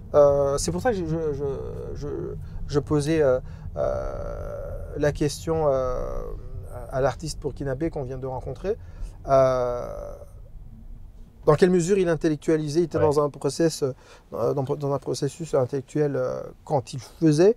Je ne pensais pas, je faisais. Mais une fois que les maquettes étaient finies et que j'écoutais de la première chanson à la dernière, parce qu'on vient de loin, je savais que c'était le morceau le plus important. À l'écoute après, tout de suite, je savais. Ouais. Vous étiez où? Ça a pris du temps? J'étais dans mon petit appartement à Longueuil, qui est une ville au sud de Montréal. Un immeuble de petits studios en face du métro. Et j'ai encore la chaîne Hi-Fi et le lecteur CD où j'écoutais mes maquettes et mes premiers mix. Je l'ai encore à la maison. Et j'ai le sentiment, voire la conviction que ça va marcher. Ouais. Je ne sais pas pourquoi. Mais je me dis, mais c'est là. Ouais. Alors ça va marcher, je ne sais pas, je ne vais pas quantifier. Je n'étais pas dans les chiffres, mais j'étais en mode, ça va trouver son public et c'est le début d'une carrière pour moi. Et cette chanson, est-ce que vous l'aimez? Ah ouais. Ouais. Et vous l'aimez toujours autant? Ah ouais, je l'aime toujours autant. Ou est-ce que parfois quand vous la chantez, vous dites bon allez, il faut bien que je la fasse? J'ai eu cette phase, ce qui est normal. À mon 3e album, quand les gens me disent oui mais parce qu'on vient de loin. À un moment donné, oui mais j'ai du neuf quand même, j'ai autre chose. Et en fait, je pense que c'est normal, hein, mais c'est un manque de maturité. C'est qu'après, je me suis rendu compte que même les plus grands, même ceux que j'admire le plus, n'avaient pas 5 albums qui avaient cartonné. Ils en avaient 1, 2 qui avaient marqué l'histoire, mais rarement plus. Stevie Wonder a 2 albums qui ont cartonné, Inner Vision et Songs in the Key of Life. Il y a Talking Book, mais qui est un album pour nerds de R&B et de soul. Mais ces 2 albums, et on parle de Stevie Wonder, quoi. Et moi, je me dis... C'est pas n'importe qui. C'est pas n'importe qui. Voilà, je me dis, j'ai réussi à avoir un... Ah ouais. Ah ouais, alors ça me parle. Pourquoi on est là? Alors on est ici parce que ce qu'il faut savoir, c'est que Le Bizarre, ce club a changé de nom. Moi, quand je l'ai connu, ça s'appelait l'Opus Café. Ouais. Opus Café. Opus Café. Ouais. Et à l'Opus Café, j'ai vécu, encore aujourd'hui quand on me demande de parler de ma plus belle expérience, mon expérience la plus marquante sur scène. Bonsoir. Merci de nous accueillir. On peut entrer? Bonsoir. Ah super, merci beaucoup. Je parle de... Ah oui, ça va me faire quelque chose. Oh là là. Ah bah ouais. Ah ouais, ça c'est... ça ramène des souvenirs. C'est ici que j'ai vécu le moment le plus marquant de ma carrière, je pense. Ah ouais, à ce point. Ah ouais. C'est ici que j'ai vécu le moment le plus marquant de ma carrière. On est en 2003. Ouais. Pour la chronologie, mon premier album sort d'abord au Québec en 2002, septembre 2002. Personne ne me connaît en France, mais j'ai signé mon deal avec ma maison de disques, donc on sait que le travail est en cours. Mais pour moi, je n'ai pas de public en France puisqu'il n'y a pas d'album. Il n'y a pas d'album. Bon, il y a un single qui a été lancé, ça a commencé à jouer un petit peu, mais voilà, pour moi, je n'ai pas d'album, donc je n'ai pas de public. Et ma maison de disques, mon label, organise donc un petit showcase avec mes musiciens en se disant on va inviter les fans de la première heure parce qu'on avait quand même quelques-uns et ça va être ta présentation au public français, quoi, au public parisien dans un premier temps. Et alors là, la salle, elle n'est pas immense. Hein, elle n'est pas immense. Ouais, on met combien de personnes ici? Je sais pas moi, 200. Ouais, donc vous êtes là? Et je suis ici. Ouais. Je suis ici avec mes musiciens, tous de Montréal. Et je me rappelle que dans la salle, je me rappelle comme si c'était hier. Donc je monte sur scène. Déjà, je ne sais pas s'il va y avoir 20 personnes ou 100, j'ai aucune idée. Mais déjà après les balances, j'entends que ça commence à rentrer. Je dis, c'est tôt quand même. Et 20 minutes avant le concert, c'est blindé. Ouais, plein crack. Je dis, mais c'est bien comment? Ils ne me connaissent pas, ces gens. Ils ne me connaissent pas. Et alors, s'ils me connaissent, qu'est-ce qu'ils savent de ce que je fais? Je dis, bah, c'est génial quand même. Il faut se rappeler que il n'y a pas Insta, il n'y a pas Instagram, il n'y a pas TikTok, il n'y a pas Spotify, il n'y a pas YouTube. YouTube n'existe pas. On avait juste un truc qui s'appelait MySpace. Et voilà, donc pour moi, mon album qui était sorti au Canada, bon, à la limite, tu l'as piraté, donc voilà. Je me suis dit, tu es allé sur Napster, donc tu l'as piraté. Bon, voilà, c'est de bonne guerre, il n'y a pas de souci. Mais je ne m'attendais pas à ce que la salle soit pleine à craquer. Je monte sur scène, et je me rappelle très bien, il y a Vincent Cassel qui est là. Non. Ouais. Et juste ici… Et vous le reconnaissez, donc il a fait La Haine et tout à l'époque. Bien sûr, mais j'avais eu la chance de le rencontrer parce que j'avais rencontré des gens qui étaient proches de lui. Et je sais que c'était un grand fan de soul et d'R&B. Et ici, première ligne, il y a Diams. Non. Je te promets. Il y a Diams, elle était avec une autre chanteuse que j'aimais beaucoup à l'époque, qui s'appelle Kaina Samet. Ouais. Et les deux sont juste ici. Et là, on y va, on commence. Premier titre, ça chante tous les refrains. Deuxième titre, ça chante tous les refrains. Et là, moi, je suis confus parce que je me dis, c'est une chose que d'avoir quelques centaines de personnes qui ont entendu un titre à la radio, qui l'ont aimé, qui sont venus par curiosité pour voir, bon, c'est qui ce mec? C'est une chose de chanter tous les refrains.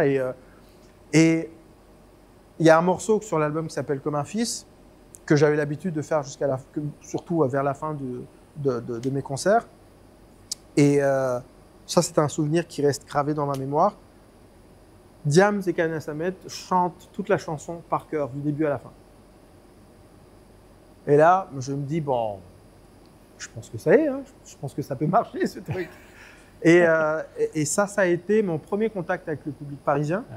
Ça a été la première vraie confirmation que j'avais ma place dans le métier en France.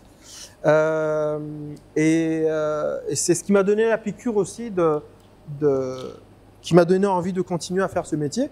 Parce que moi, j'ai jamais vraiment estimé que j'avais le profil de ce métier-là. Je ne suis pas quelqu'un qui aime les foules, je suis pas très à l'aise avec les foules. Je suis plutôt quelqu'un de… Je me demande, est-ce que vous préférez le studio ou préférez la scène? Ah oui, mais c'est le studio. Moi, c'est le studio. Ah ouais, je peux faire 48 heures en studio sans arrêter. Ouais. Plus maintenant, hein, parce que j'ai plus l'âge, mais à l'époque, je sais que je pouvais je pouvais dormir en studio, je pouvais sans manger pendant 12 heures. Il n'y a pas de souci. Le studio, j'adore ça. J'adore cette intimité. J'aime tout dans le studio. Le concert, ça me demande de l'effort. Ça me demande beaucoup d'effort. Mais après cette scène-là, j'ai eu envie d'en faire plus et de continuer à aller sur toutes les scènes de France et défendre cet album. Comment vous prenez d'un seul coup la notoriété? J'imagine l'argent qui doit arriver. Ouais. Tout ça, quoi. Vous le prenez dans la gueule. Ouais. Ou finalement, ça va. Vous dites, non, je le prends dans la gueule. L'argent, très bien. La notoriété, non. J'aurais aimé trouver le moyen d'avoir l'argent sans la notoriété. Ça aurait été sympa. Non, la notoriété, c'est violent. Hein. J'ai toujours du mal à expliquer cette réalité, mais c'est un petit peu comme si vous vous réveillez dans un monde où vous n'êtes plus le même aux yeux des gens. Et plus que ça, c'est pas que vous n'êtes même plus le même humain. Vous êtes entre l'humain et l'objet. Vous êtes un petit peu déshumanisé parce que, aux yeux de tous ceux qui vous rencontrent, vous n'êtes pas hey, salut mec, salut Thibaut, comment ça va? Je te regarde dans les yeux et voilà, d'égal à égal. Vous êtes une espèce d'objet, soit d'admiration ou un objet sur lequel on projette tout ce qu'on veut y projeter, que ce soit l'envie, la jalousie, la haine parfois qu'on peut avoir pour certaines classes sociales. Et les artistes qui ont beaucoup de notoriété, c'est une position très ingrate parce que tu deviens tout de suite et très vite le représentant et la cible facile qui représente une élite que beaucoup de gens, il y a des gens que l'élite énerve par exemple. Il y a des élites invisibles, puis il y a des élites qui sont plus visibles et généralement sont les artistes qui ont une certaine notoriété. Est-ce que vous avez pu péter un plomb? Alors c'est ça, moi je pense que j'ai… prendre la grosse tête, mal parler aux gens, détruire une chambre d'hôtel, j'en sais rien. Non. Alors, ce que je vais dire va être bizarre. Je pense que j'ai souffert du fait de ne pas avoir la personnalité de m'abandonner à ce genre de dérive, en fait. C'est-à-dire de croire en mon personnage. Je pense que j'en ai souffert parce que je pense que ça m'aurait aidé à mieux accepter mon statut de star. Je pense qu'il y a du bon pour les gens qui se croient. Voilà, je dis, ouais, je suis quelqu'un, tu sais pas qui je suis, puis ouais, j'ai des droits que d'autres n'ont pas. Je pense que ces gens-là vivent la notoriété plus facilement. Moi, j'y ai jamais cru. Moi, j'ai grandi avec des parents, avec une mère qui m'a toujours dit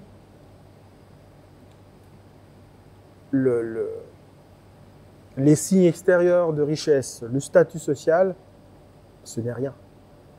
Que si un jour je te vois manquer de respect à quelqu'un